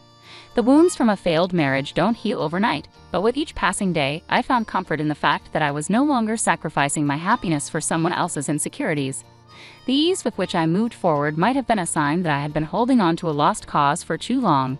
It amazed me how much I could accomplish once free from that burden. So here I was, a month later, still adjusting but flourishing all the same. Joseph's constant messaging had taken a new turn. He was now claiming to be in danger and insisting on a meeting. Tired of his relentless attempts to contact me, I decided it was time to confront the situation. In the middle of his ongoing messages, I called him. "Joseph, we've been through this. We're divorced. It's time for us to move on," I said firmly. "Emily, please. I just need a moment to explain. I'm in serious trouble, and you're the only one I can turn to for help," he begged. Maybe it was the long absence of his voice, or perhaps he truly sounded scared, but against my better judgment, I agreed to meet. "Fine, but we're not meeting at my place. Let's go to that cafe we used to go to. No tricks, understood," I said. "Thank you, Emily. I promise I just need someone to listen." "You're the only one who understands me," he replied, sounding relieved. "I know what you're thinking. Emily, why would you agree to meet Joseph after everything?" Believe me, I questioned my own decision. Yet sometimes there's a part of us that gives in to a mix of curiosity and a lingering shred of concern, no matter how strong we are. I couldn't ignore his plea. Divorced or not, part of me still cared. So there we sat, opposite each other in the cozy cafe, surrounded by the comforting aroma of coffee. But not even the pleasant smell could ease the tension between us. Watching Joseph, with anxiety on his face and his attempts to tug at my heartstrings with those sad eyes, was almost amusing. This time, however, I wasn't swayed. Leaning back, I stayed calm and composed, ready to listen but firmly in control. I intended to steer this conversation on my terms. "Okay, Joseph, you got my attention for now. What's this danger you're supposedly in? And just so you know, I'm not here to save you. I'm done cleaning up your messes," I said, keeping my tone firm yet open. Joseph sighed, deeply, his face a mix of regret and desperation that was almost pitiful to see. But I steeled myself against any emotional manipulation. "I know I've made mistakes before, Emily, but this situation is different. I've gotten involved with some seriously bad people. I owe them a lot of money and they're not known for their patience," he confessed. I raised an eyebrow, skeptical of his dramatic story. "Really, Joseph? Dangerous people? Are we revisiting the tale of your imaginary friends who seem to attract trouble?" I couldn't hide my disbelief. Joseph's expression shifted to one of hurt and frustration, evidently hoping for a more sympathetic ear. "No, Emily, this isn't made up. I'm in deep trouble, and coming to you was my last resort," he insisted, his voice laced with desperation. "So let me guess, you spiraled after our divorce and now you're in debt? Was it that trip you mentioned?" I couldn't keep my voice down, drawing curious glances from other cafe patrons. I shot them an apologetic look, trying to regain my composure. "Look, I got caught up in something foolish, I admit, but now I'm in a mess that's bigger than I can handle alone," Joseph admitted, his gaze pleading. My frustration was close to boiling over. How could he waltz back into my life with yet another crisis? Yet, underneath the anger, I couldn't completely ignore the remaining shred of empathy for him. "How much are you in for?" I asked, bracing myself. $145,000, Joseph responded sheepishly. $145,000? Joseph, are you out of your mind? The cafe's patrons turned their heads, their stares sharp as knives. This time, I didn't bother to offer an apology for my outburst. If they were in my shoes, hearing what I was hearing, they'd likely react the same way. "Emily, please, I'm begging you. I've got nowhere else to turn. I know I've made a mess of things, but you're the one person who really believed in me," Joseph pleaded, his eyes shining with a sincerity that reminded me of the man I once loved. But those days were long gone, and my priority now was self-preservation, even if it meant walking away from him. "Don't pull at my heartstrings, Joseph. It's way too late for that. When you said you needed help, I thought you meant $12,000, not $145,000. You've completely lost it," I responded, my voice a mix of disbelief and indignation. Overwhelmed, Joseph began to cry, oblivious to the uncomfortable glances from others. "Joseph, calm down. This isn't the place for a scene. What's going to happen if you don't pay this back?" I asked, trying to grasp the full extent of his predicament. "They're threatening to harm me, Emily. I'm not joking. This is really bad," he managed between sobs. His words hung heavy in the air, leaving me torn between my lingering concern for his well-being and the need to protect myself from getting dragged back into his chaos. Seeing how serious things were for him, I softened my approach. "All right, Joseph, start from the beginning and tell me everything," I said gently. He explained how he had tried to pay for an expensive trip for his parents. He borrowed money from a friend who let him down, leaving him with a lot of debt. As he told his story, I felt a mix of frustration at his poor choices and some reluctant amusement at how things turned out. "So you borrowed money from risky people to impress your parents who haven't even noticed your efforts. Is that what happened?" I asked, trying to understand. Joseph's face dropped and tears rolled down his cheeks as he admitted the harsh truth. "Yes, ever since they went on that trip, it's like I don't matter to them," he said, sounding very sorry. Even though I was frustrated, I felt a bit of sympathy for him. It was a tough lesson for Joseph, and seeing him so regretful made me feel a bit compassionate. "You've really gotten yourself into a tough spot," I said. "Joseph, I know you don't want to hear 'I told you so,' but you did create this mess yourself. I warned you it wasn't a good idea, and now you chose to leave me over it, and here you are, struggling. You put everything into trying to make your parents happy, but all you got in return was silence. It's a hard lesson, but it's one you needed to learn," I said, feeling a mix of concern and resignation. This was a hard truth for both of us. Joseph had based his self-worth on people who couldn't appreciate his sacrifices, and I had to accept that I couldn't protect him from his own choices anymore. I hoped that facing these tough consequences would show him that I had always been on his side. But his need for parental approval was his downfall. As we sat in silence, the weight of our past, filled with broken promises and dreams, was heavy. I realized it was time to let go completely. No more second chances, no more trying to fix what was beyond repair. Joseph needed to face the results of his actions alone, and I needed to move on and find my own happiness.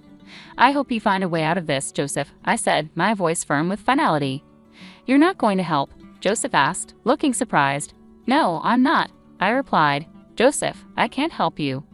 Why not? He asked. Because I don't have the money to bail you out, and even if I did, taking on a huge loan that I'd be paying off for years isn't an option. I can't afford to be as reckless as you've been, I explained firmly. Come on, Emily, please. I'm begging you, he said, his desperation clear. Joseph, expecting me to fix this for you, especially with how you're acting, isn't realistic, I said, my patience wearing thin. Yeah, I did expect that. You're my ex-wife, not my enemy, he replied, still holding on to hope. But it was clear our lives had gone in different directions. My focus now was on finding my own peace and happiness, separate from the chaos we once shared. And that's the problem, Joseph. You expect me to always be there to clean up your mess because that's what I used to do. I was your wife, so helping you out of trouble was something I did naturally. But I can't and shouldn't keep doing that. It's not my responsibility anymore. After everything, I don't owe you anything, especially considering how our money was wasted on your ungrateful and toxic parents. But I love them, Joseph said, but I love myself too. And loving myself means doing what's best for me, including taking care of my own well-being, I said. Joseph looked down, realizing that he wasn't going to get the help he wanted from me. Since it seems like you're out of options, here's one piece of advice. Leave. Move somewhere far away where they can't find you. If you can't do that, I'm not sure what else you expect from me. He sat there in silence, clearly frustrated by my refusal to help him this time. It's time for us to go our separate ways, Joseph. I can't keep being dragged back into your problems. We both need to find our own peace, I said, hoping he would understand. If you really cared about me, you'd help, he said, anger in his voice. Goodbye, Joseph. I'm changing my number, I said firmly as I stood up to leave. As I walked away, Joseph stayed seated, his face showing a mix of emotions. It was a tough but necessary step for me to take for my own happiness and self-respect.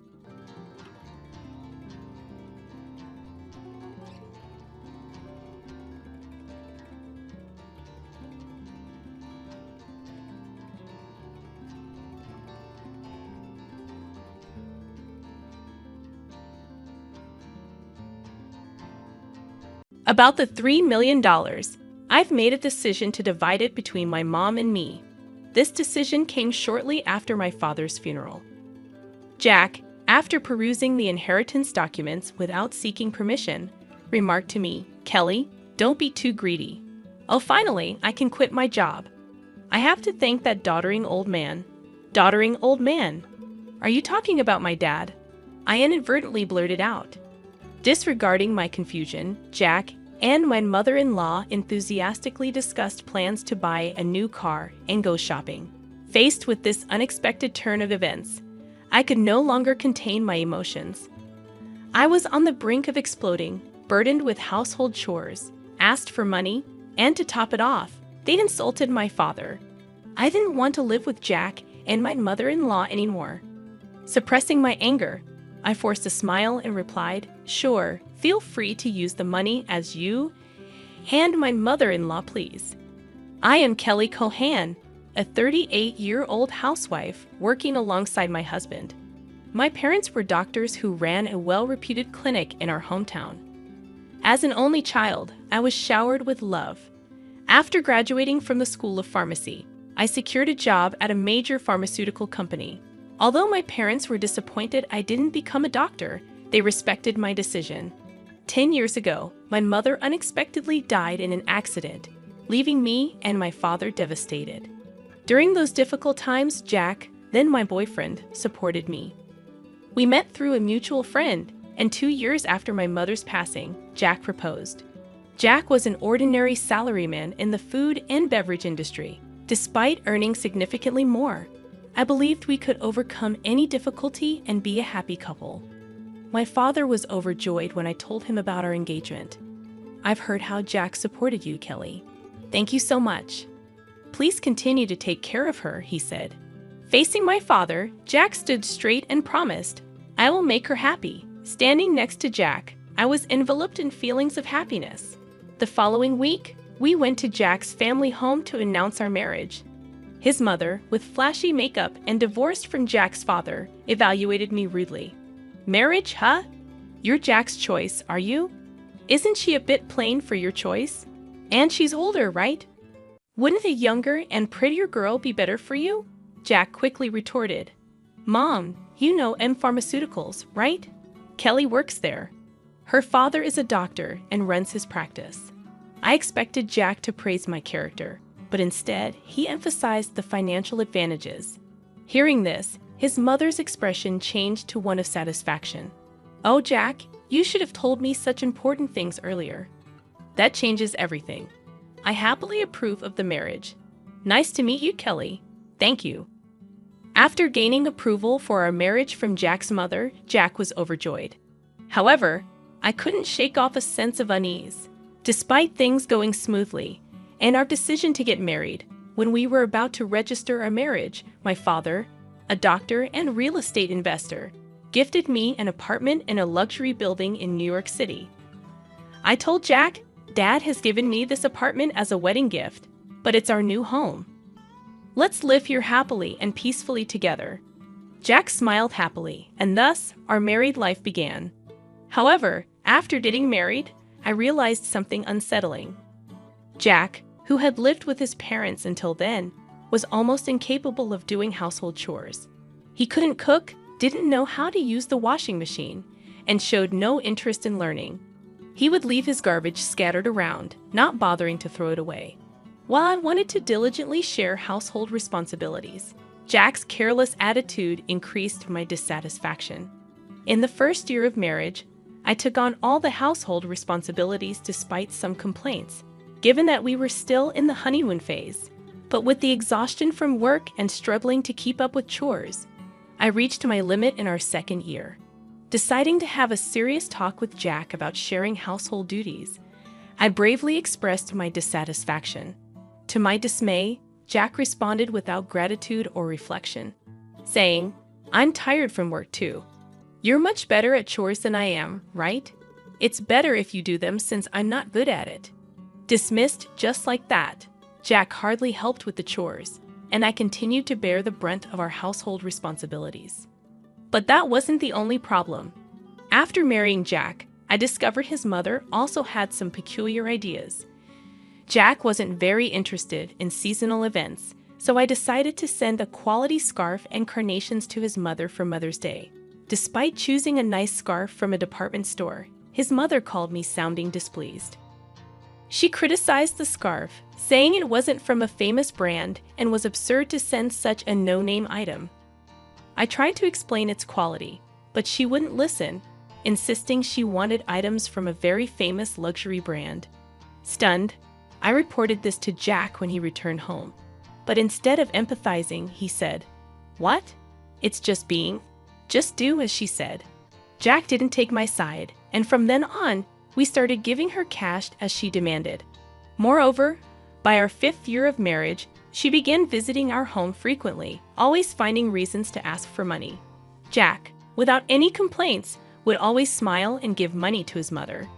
Even though I had a job, Jack's income was limited and small, making our daily life just barely manageable. Desperation led me to dip into our savings to cut living expenses. Despite my frustrations, I knew Jack cherished his mother, and she was an important person to me, having supported me during tough times. She's the mother of someone important to me, and with that thought, I endured. Now, in our 8th year of marriage, I continue to handle all the household chores and keep giving money to my mother-in-law. One day during this routine, my father, whom I hadn't seen in a while, unexpectedly called me. The story he shared during our rare meeting was shockingly unexpected. He revealed that he was suffering from terminal cancer, and treatment was no longer possible. Overwhelmed with shock, tears spilled from my eyes. My father gently stroked my head, just as he did when I was a child, saying, "Kelly, this is fate. Let's accept it quietly." I questioned, "Dad, why even you?" Thus, my days became a juggling act of work, household duties, and now visits to my father's hospital. While work allowed some flexibility, managing the household was not easy. When I told Jack I would be caring for my father, he showed no reaction or willingness to help. "Well, it's tough with your father's sudden condition, but please do your best," was the only thing Jack said. He visited my father in the hospital only once. I was so preoccupied with my father's care that I had no time to spare for Jack. If I had time to worry about Jack, I wanted to prioritize my father. One day, as my father lay in his hospital bed, he suddenly asked me, "Kelly, how is your marriage with Jack going?" Caught off guard, I found myself thinking about Jack's attitude at home and his mother's behavior. I couldn't answer properly. Seeing my hesitation, my father seemed to understand and spoke to me, "Kelly, you don't have to endure. Think about your happiness. Don't worry. You won't have any hardships after I'm gone." I couldn't hold back my tears and wept, and my father silently and firmly held my hand. 3 months later, the inevitable moment arrived. My father passed away quietly. Engulfed in immense sorrow, I started arranging the funeral. Jack, however, showed no interest in my grief and didn't help with any preparations. Despite this, I was too busy with the funeral arrangements to pay much attention to Jack. Many friends and acquaintances attended my father's funeral, making it a heartfelt farewell. Even the indifferent Jack and his mother attended. The day after the funeral, I received a call from a lawyer about my father's inheritance. I arranged a meeting with the lawyer and listened to the explanation.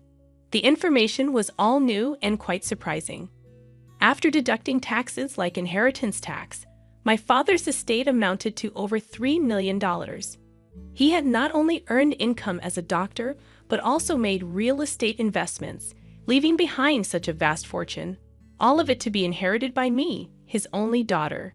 Wrapped in surprise and gratitude, yet trembling at the thought of handling such a huge amount of money, I proceeded with the inheritance process.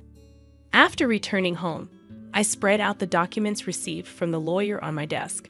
Reading through them, exhaustion overwhelmed me, and I ended up dozing off on the sofa for a short while. When I awoke, I heard the cheerful voices of Jack and his mother from afar. "Huh, Jack and mother too. When did you come?" As I spoke, Jack approached me with a beaming smile, saying, "Yes, Kelly, well done." "Huh, what?" Confused by his sudden excitement, I noticed the documents in Jack's hand. They were the inheritance papers I had received from the lawyer. "Wait, don't just read those without asking." Shocked and angry at Jack for looking through the documents without permission, I raised my voice at him. However, my mother-in-law, unconcerned, happily chimed in, "Wow, an inheritance of $3 million. Isn't that amazing?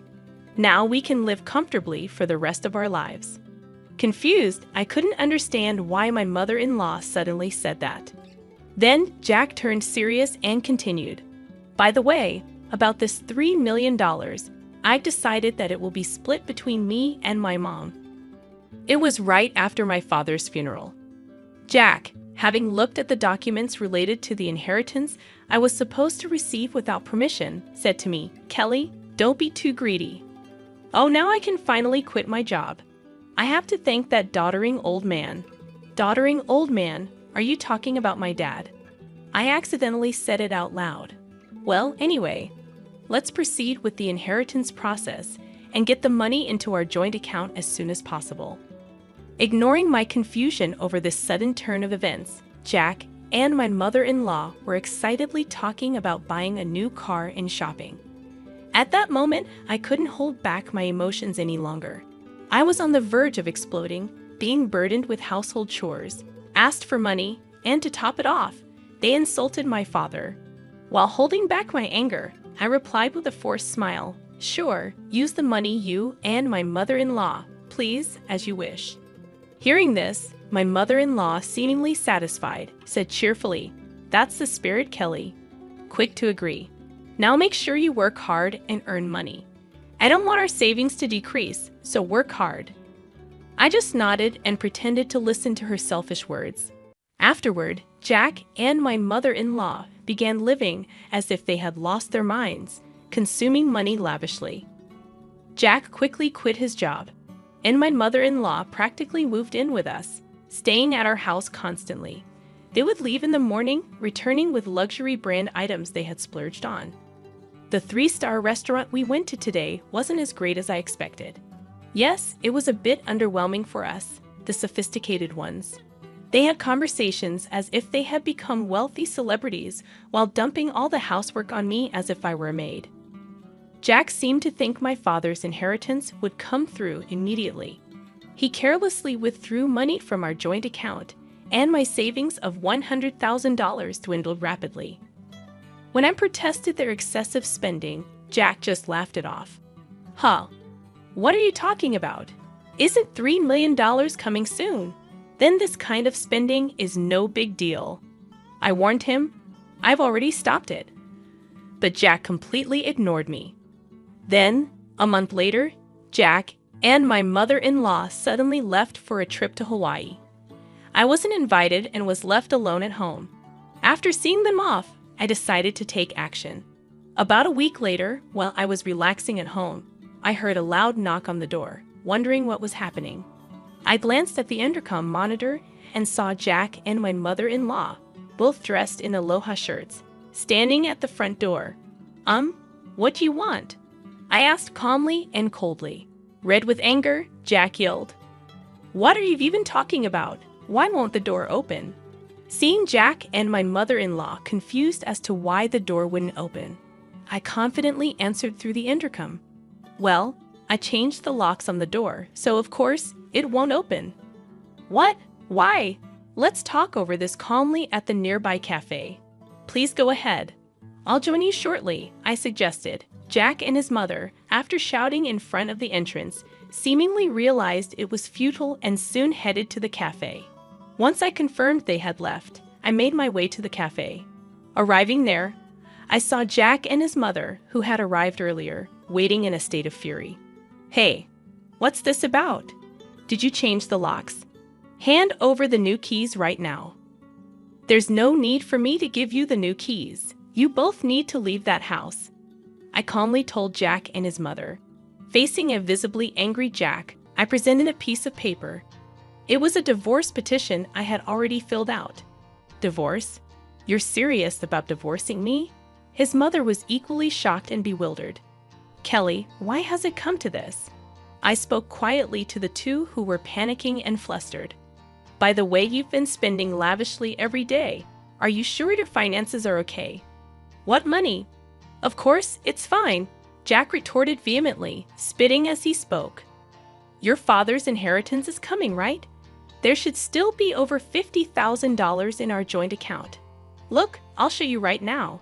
Here it is." Saying this, Jack took out his smartphone and opened the banking app to check the account. At that moment, his expression changed abruptly. "What?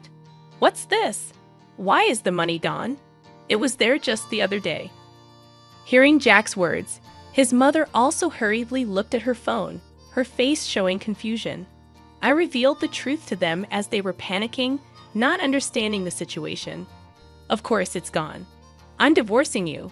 So I moved that $50,000 to my account as part of the property division. "What? What do you mean?" Jack's face turned to anger for a moment. But then he smirked, as if remembering something. "Fine, I'll divorce you then. Transfer the inheritance you got from your dad right away. After all, property acquired during the marriage is split half and half in a divorce, right?" "Well, you might be misunderstanding something," I replied. "Why didn't you know? The inheritance I received, even though it was during our marriage, doesn't count for property division." There was a moment of silence between us. Then Jack and his mother's expressions changed drastically. Perhaps they truly believed they would receive part of my inheritance. I was just astonished and could only sigh in disbelief. "No, that can't be true. That's impossible." Her face turned red with a mix of denial and anger. "Please check for yourself," I said mockingly. Jack started frantically searching on his smartphone. "It says here, property inherited by one spouse from a parent is considered separate property. Therefore, it's not subject to division and can't be split between the spouses." "What? Seriously?" His mother too looked at the screen in shock. Then Jack approached me, pleading desperately, "Kelly, please don't divorce me. I have no savings and no job. How am I supposed to live if you divorce me?" Faced with Jack's whining, I spoke to him clearly and firmly. "What are you talking about? Take responsibility for your actions. I will never forget how you both treated me. I'm divorcing you. I'll go to court if I have to." Intimidated by my fierce demeanor, which they had never seen before, Jack and his mother shrunk back in fear, whimpering softly. Leaving the two of them dejected, I walked out of the cafe. Later on, Jack and I were able to go through the divorce proceedings without any issues. The $50,000 I had moved from our joint account was recognized as part of the marital property division. Eventually, I managed to get Jack and his mother out of my house. Jack, having already squandered the money from the property division, found himself penniless. Furthermore, he was overwhelmed with bills from the overseas trip and other expenses he had paid for with his credit card, quickly sinking into debt. Jack and his mother had to take on even more debt to make these payments, and they now live in a rundown apartment, working tirelessly every day to pay off their debts. The stark contrast to their former lavish lifestyle has been a huge shock for them. On the other hand, I sold the condo I used to share with Jack. I then moved into the apartment that used to belong to my father. I continue to work as before, but with the inheritance I received from my father, I am living a comfortable life financially. With gratitude to my late father in my heart, I want to start anew and cherish my life ahead. I aim to protect my happiness and spend my days peacefully.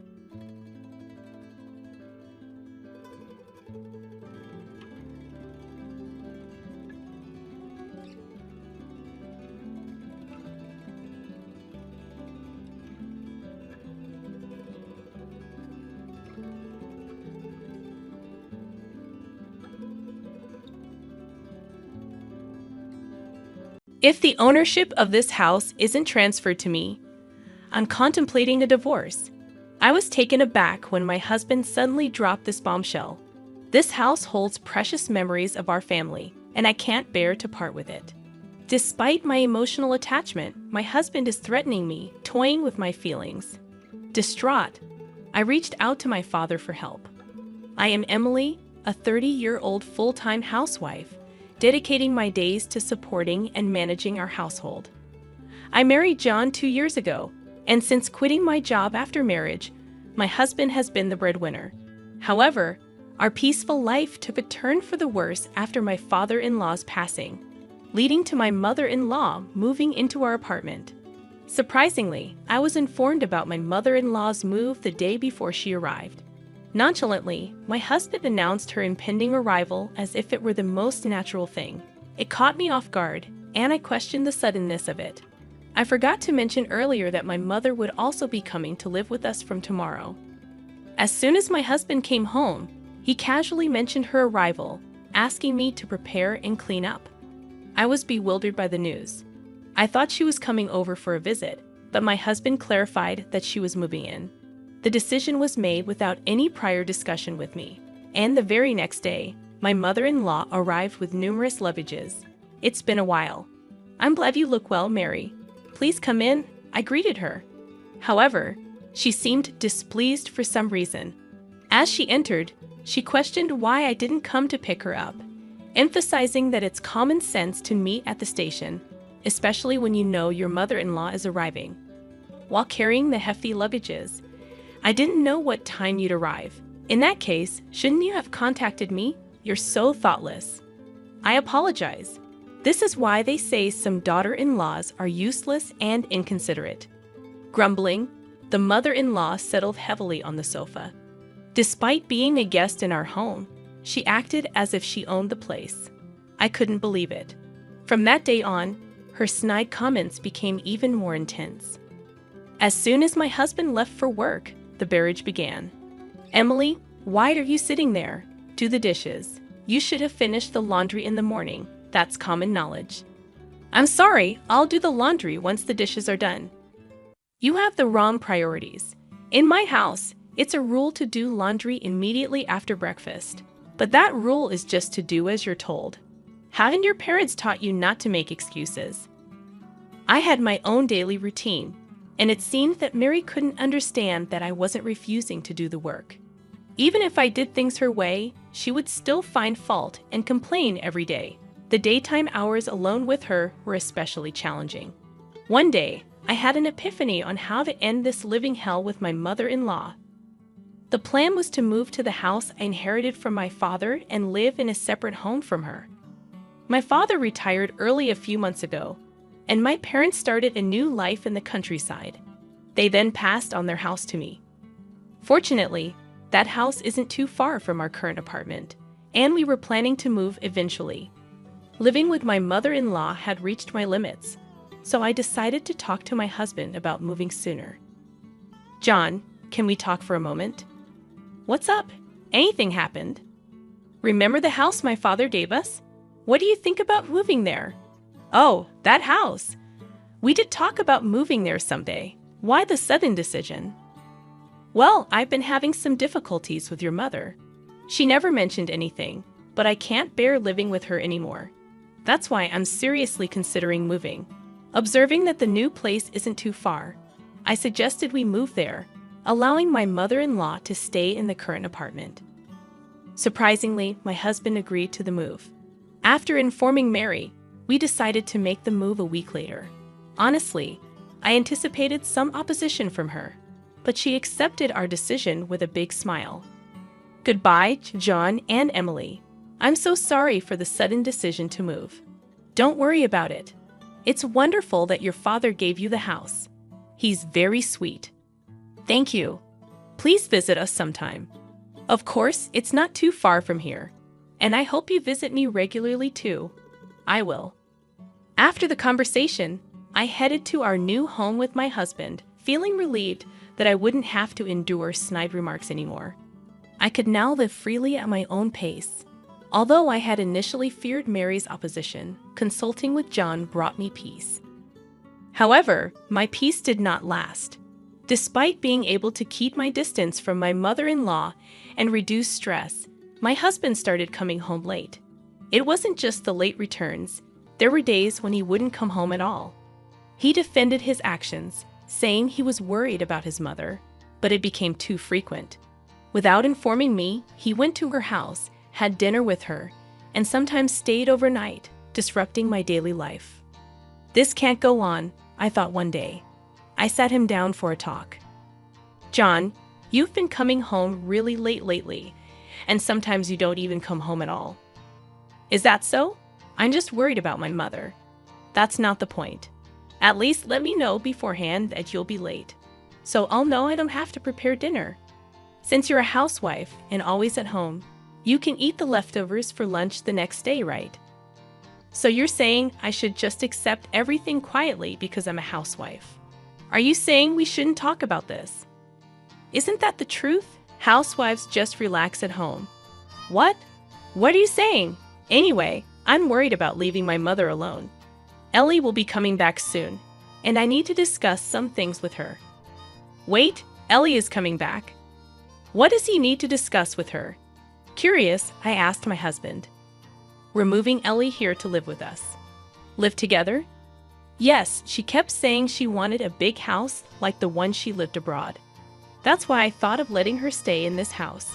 What? I don't understand. Suddenly informed of this, I couldn't think of anything. Is my sister-in-law going to live in this house? I had barely escaped from Mary's constant complaints, and now his sister, Ellie, was going to live in this house. I couldn't wrap my head around it. This was the house I inherited from my father. It felt unnatural. It's the only big house that would satisfy Ellie, my husband argued. The apartment where we used to live is now where my mother stays, and it's too small for 4 people. But I never intended to live with Ellie. I don't plan to live together either. I intend to give this house to Ellie, my husband declared. What? Why? Because we plan to move back with my mother. Ellie can use this house freely, he explained. I was taken aback by my husband's unreasonable proposal and felt like fainting.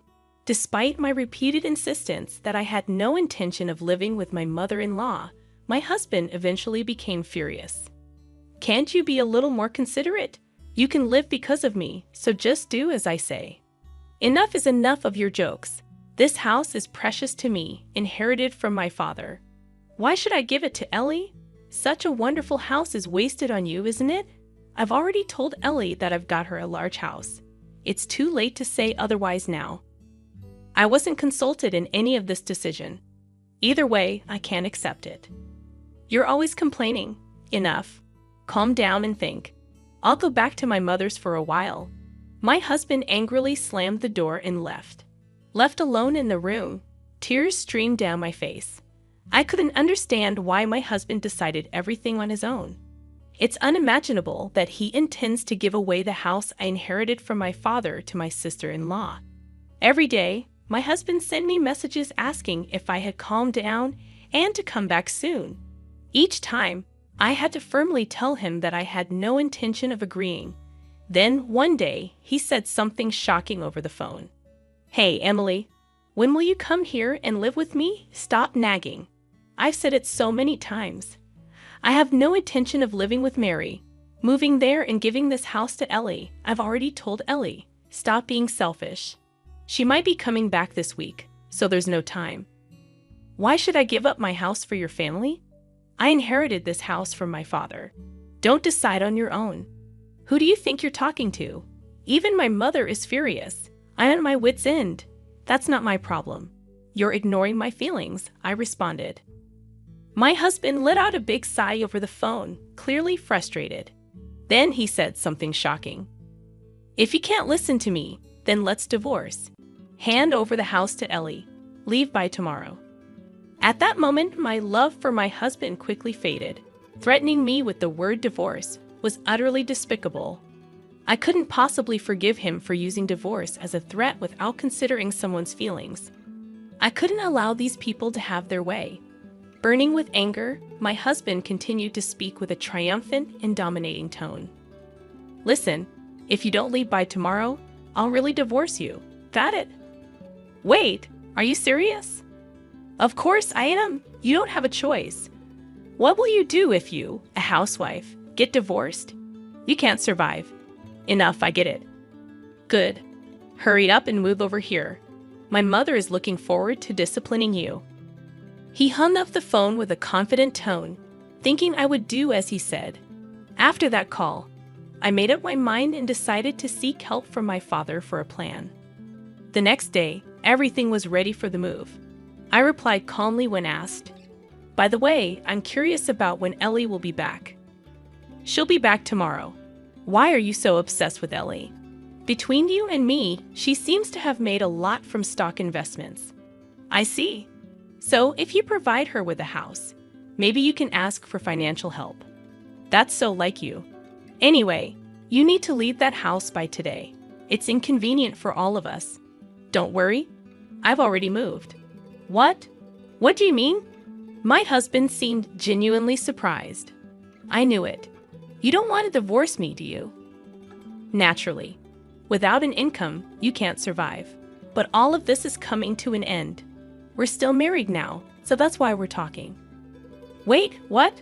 I can only think about divorce now." My husband was clearly shaken by my words. "You promised to move out of that house, right, and live with me. But you've already moved. What are you saying? Of course, I won't live in a house with a husband who decides everything on his own and a bullying mother-in-law. Why are you including me? You promised to move out for Ellie." "I said I've already moved, didn't I?" "I did as you said. Enough with the jokes. Where are you now?" My husband's tone was panicky, and he was clearly losing his cool. "Actually, I'm at my parents' house." "Why?" "I moved to my parents' rural home. I don't plan on returning to where you guys are." "You should have told me that sooner." My husband replied with a hint of relief in his voice. "If I could just give that house to Ellie, it doesn't matter where you live. It would require $3,300,000. $3,300,000. I put the house I inherited from my father up for sale. And if you truly want to give it to Ellie, buy it for $3,300 and then hand it over." "Are you joking?" "I'm serious. The house was still in my father's name, so I asked him to sell it. In reality, what I asked my father for was to sell the house. My father had always said, 'If something happens, contact me. You can live or sell this house as you like. I'll help you.' As a result of the valuation, a price of $3,300,000 was proposed, which I gladly agreed to and put the house on the market immediately. My husband probably never saw this coming. He spat out insults, consumed with anger. "Why are you doing this without asking me? This is unforgivable. I'm not asking for nor do I need your approval. We're getting divorced soon anyway. I don't care. Do you understand your position? You'll be the one in trouble if we divorce. Since you don't have an income, you're just a housewife. I'd rather struggle on my own than be with you forever. Listen, Ellie will be coming back soon. I told you I'm relying on Ellie's money, didn't I? So what? Like I said, if you want to let dear Ellie live in that house, just buy it for $3,300,000. That is if you can." "What? That's impossible. If Ellie has made a lot of money from her investments, I don't see why she can't afford it." "I don't know how much she made, but that's too much. She can never afford it." My husband was all excuses with no hint of an apology, maintaining his domineering attitude. I felt it was foolish to spend any more time on him and unleashed everything I wanted to say. "I'm done with you and this ridiculous mess. Did you think threatening divorce would make me give up the house? If you thought being a housewife meant I'd do whatever you say, you're so wrong. Hey, let's calm down and talk." "I am calm. Isn't it you who's panicking? I won't be controlled by you or your family anymore. Stay out of my life. Go to hell with your beloved mother, you mama's boy." I shouted loudly enough for the whole neighborhood to hear, then abruptly hung up the phone. Of course, I'd had enough of these insane calls from my husband, so I blocked his number. I immediately consulted my lawyer and decided to request a divorce. It took some time, but the divorce was finalized, recognizing my husband's fault. He and Mary still live in that apartment. As for Ellie, they couldn't provide the large house she wanted, and she was furious, claiming this wasn't the deal, and made a U-turn back overseas. My ex-husband's plan to seek financial assistance from his successful sister fell through, and now he seems to be struggling financially, having to pay me alimony and support his mother. As long as he continues to live with such a selfish mother, his life will never be prosperous. On the other hand, I've moved to the countryside and am enjoying peaceful days with my parents. I recently started a clerical job at a small company introduced by a neighbor.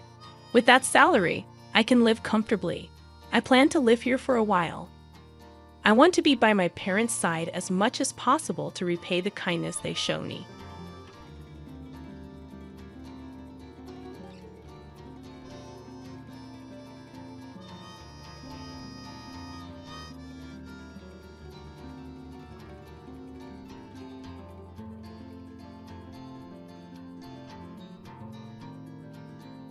It seems my dear husband has changed somehow. He told me, "I'm giving this house to Bolivia. If you don't agree, we might need to consider divorce." I was stunned. Why would he give away the house that I bought and lovingly maintained in my name to our eldest son's wife, Olivia?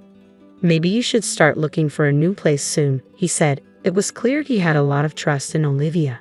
With the house in my name and the $1,200 mortgage, I could manage. My eldest son seemed to think the same way. "Honestly, I'm not that attached to this old house."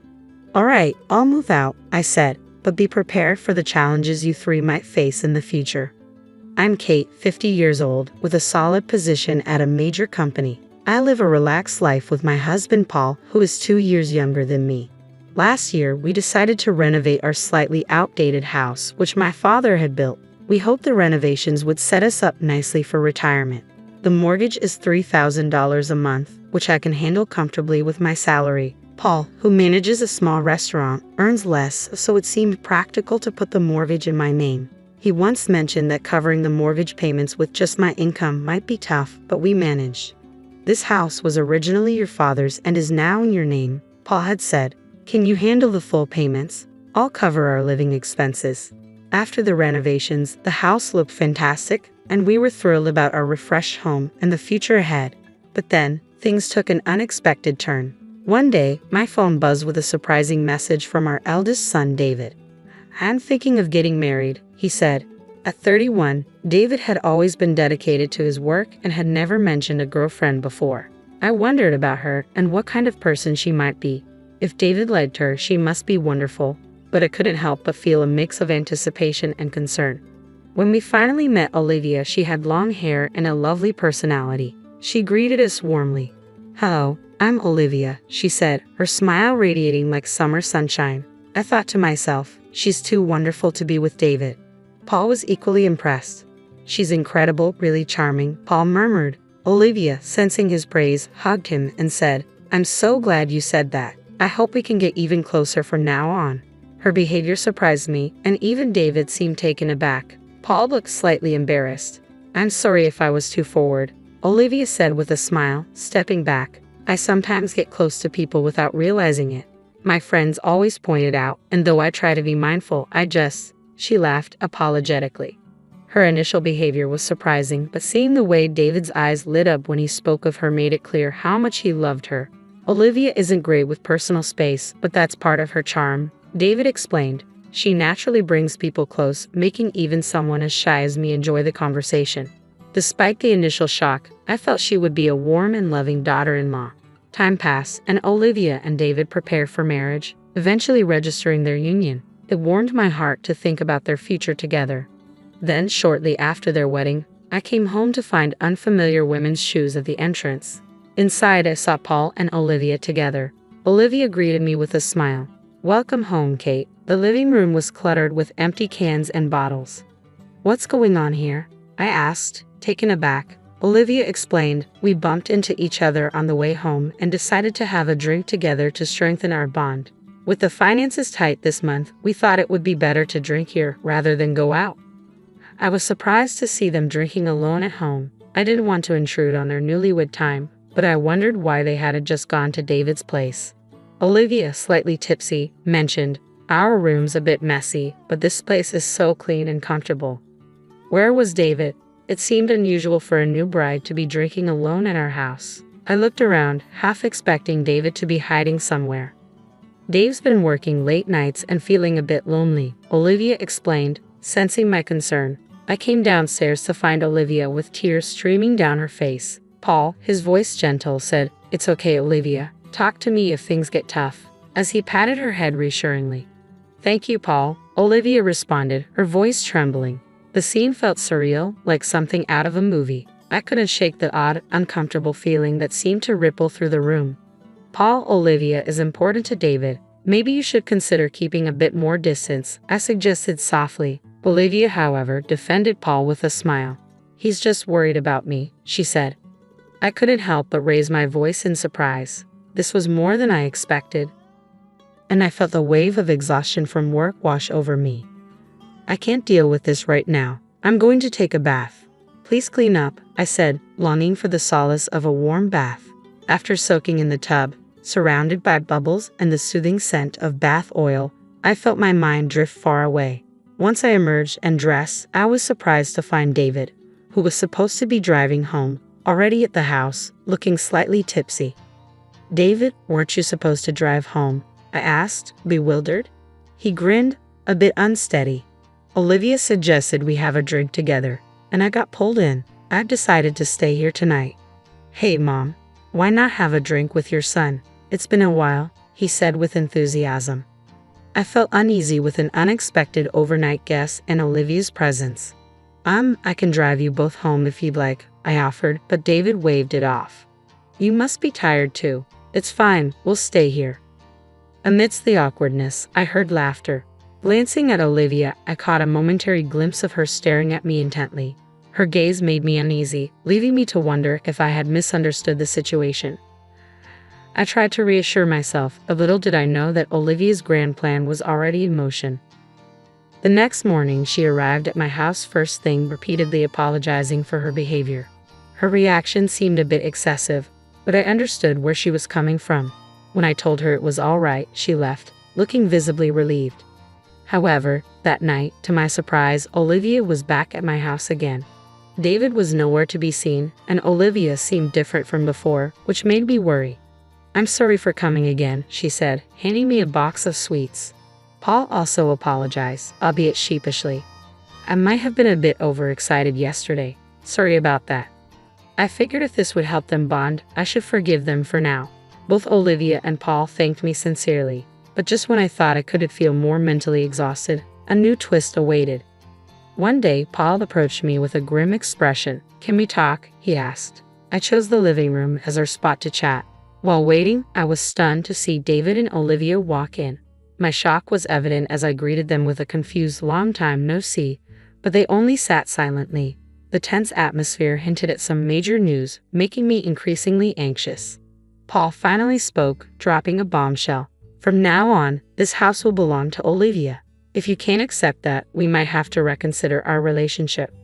"Why are you saying this?" I asked, my voice a mix of shock and confusion. Before I could process what was happening, Olivia shouted, "You need to leave this house." I was utterly dumbfounded. "Hold on, explain yourself. What do you mean giving the house to Olivia?" Paul's cheeks flushed as he replied, "You've always caused trouble for Olivia. You should have thought about this before it got too late." I was at a loss for words, struggling to understand the sudden and harsh turn of events.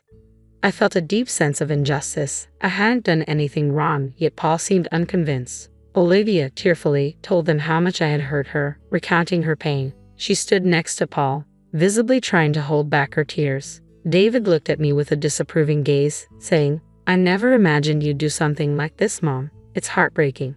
Despite my attempts to explain, my words fell on deaf ears, and Olivia's tears continued to flow. Paul coldly announced, "That's why we decided to go our separate ways. The three of us will live in this house." His words felt remarkably heartless. "Why should I have to give my house to Olivia?" I asked, my confusion evident.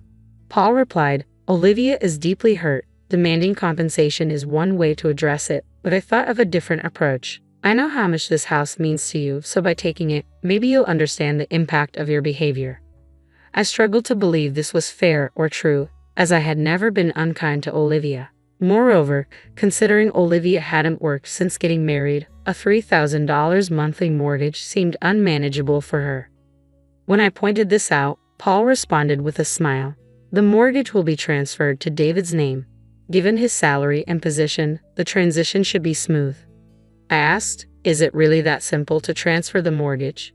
Paul nodded, explaining, "Usually it's difficult, but David works at a reputable company, and I have connections at the bank where you have the mortgage. I'm confident it can be arranged." His assurances did little to ease my concerns. The atmosphere grew increasingly hostile, as if I was being forced to surrender my home. Despite repeating my stance, I couldn't understand why I was being blamed when I had done nothing to Olivia. I couldn't bear the thought of giving up my house. Paul and Olivia grew increasingly frustrated with my response, and the conversation felt unbearably tense. Olivia, who had been crying the whole time, finally spoke softly. "Kate, please understand. Think of the baby." She gently stroked her belly. David added, "It's true, Mom. Olivia is pregnant, and if she's under too much stress, it could harm the baby. You need to consider that." The revelation that Olivia was pregnant complicated things. No one wants to add stress during pregnancy, but being asked to surrender my home on such short notice was overwhelming. "Give me a moment to think," I said, retreating to my room. Lying on my bed, I was lost in thought when I noticed a long strand of hair on the pillow. No one in my family had hair like this. My heart raced with the unsettling thought of an affair. This realization only added to my confusion and distress. I felt as if I were trapped in a nightmare, hoping to wake up and find everything back to normal. Tears streamed down my face as I drifted off to sleep, wishing this turmoil was just a bad dream. Late that night, I was jolted awake by voices coming from the living room, not David and Olivia, but a cheerful Paul and Olivia.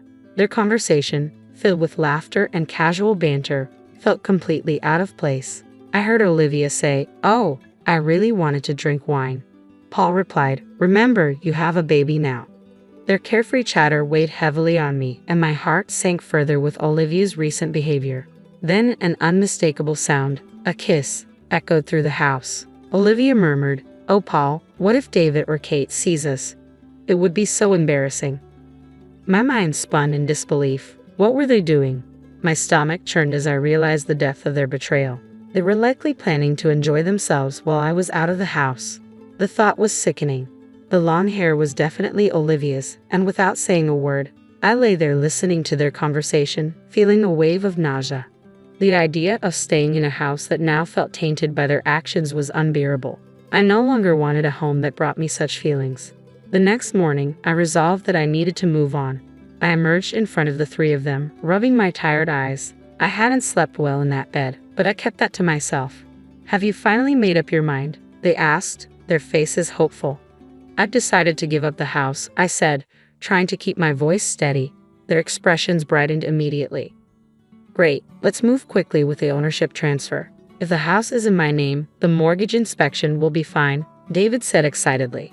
He seemed oblivious to the full extent of the situation. My heart ached for him, but I chose not to reveal the whole truth. He had always followed Olivia's lead, and I wasn't ready to shatter his trust in her. The next few days were a whirlwind of divorce proceedings and transferring home ownership. Finally, the paperwork was completed, and the house was officially under a new name. "There's no place for you here anymore," Paul said with a touch of sarcasm. "Grandma, it's time to leave." Olivia leaned in and whispered something into my ear. It stung a bit, but even without her comment, I was already resolved to leave. The house held countless memories, but given what had happened, I had no reason to stay. I knew my next actions would stir things up for this peculiar trio. The real drama was just beginning. A month passed, a time for me to gather my thoughts, and I found myself standing in front of that house again. I took a deep breath and hesitantly pressed the doorbell of the house I hadn't visited in so long. My heartbeat seemed to echo in the quiet. "Why are you here?" Paul's slightly annoyed voice reached my ears. It felt strange hearing his tone after so long. "Can we talk?" I asked, my voice tight with emotion. "Why should I let you in?" Paul acted as if I were a distant memory.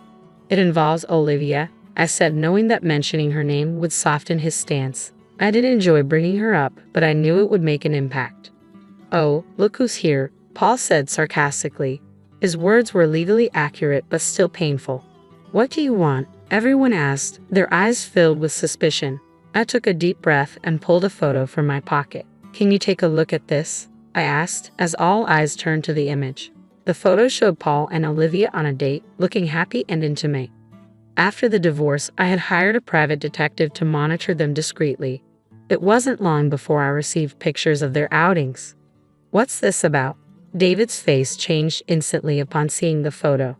"Where was this taken?" Paul exclaimed, clearly in shock. "What's the big deal?" Olivia interjected defensively. "We're just father-in-law and daughter-in-law. We were just enjoying ourselves." I smirked and pulled out my smartphone. "Listen to this," I said, pressing play on a recording. Paul's voice came through clearly. "Olivia, I really love you," followed by Olivia's voice, hushed and anxious. "If you're too loud, someone will hear in the next room." The recording included sounds that resembled kisses. Paul and Olivia fell silent, their faces registering shock. Seizing the moment, I asked, "Olivia, whose child are you carrying?"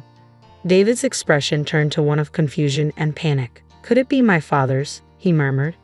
"That's impossible," Olivia began, but her words faltered, catching in her throat.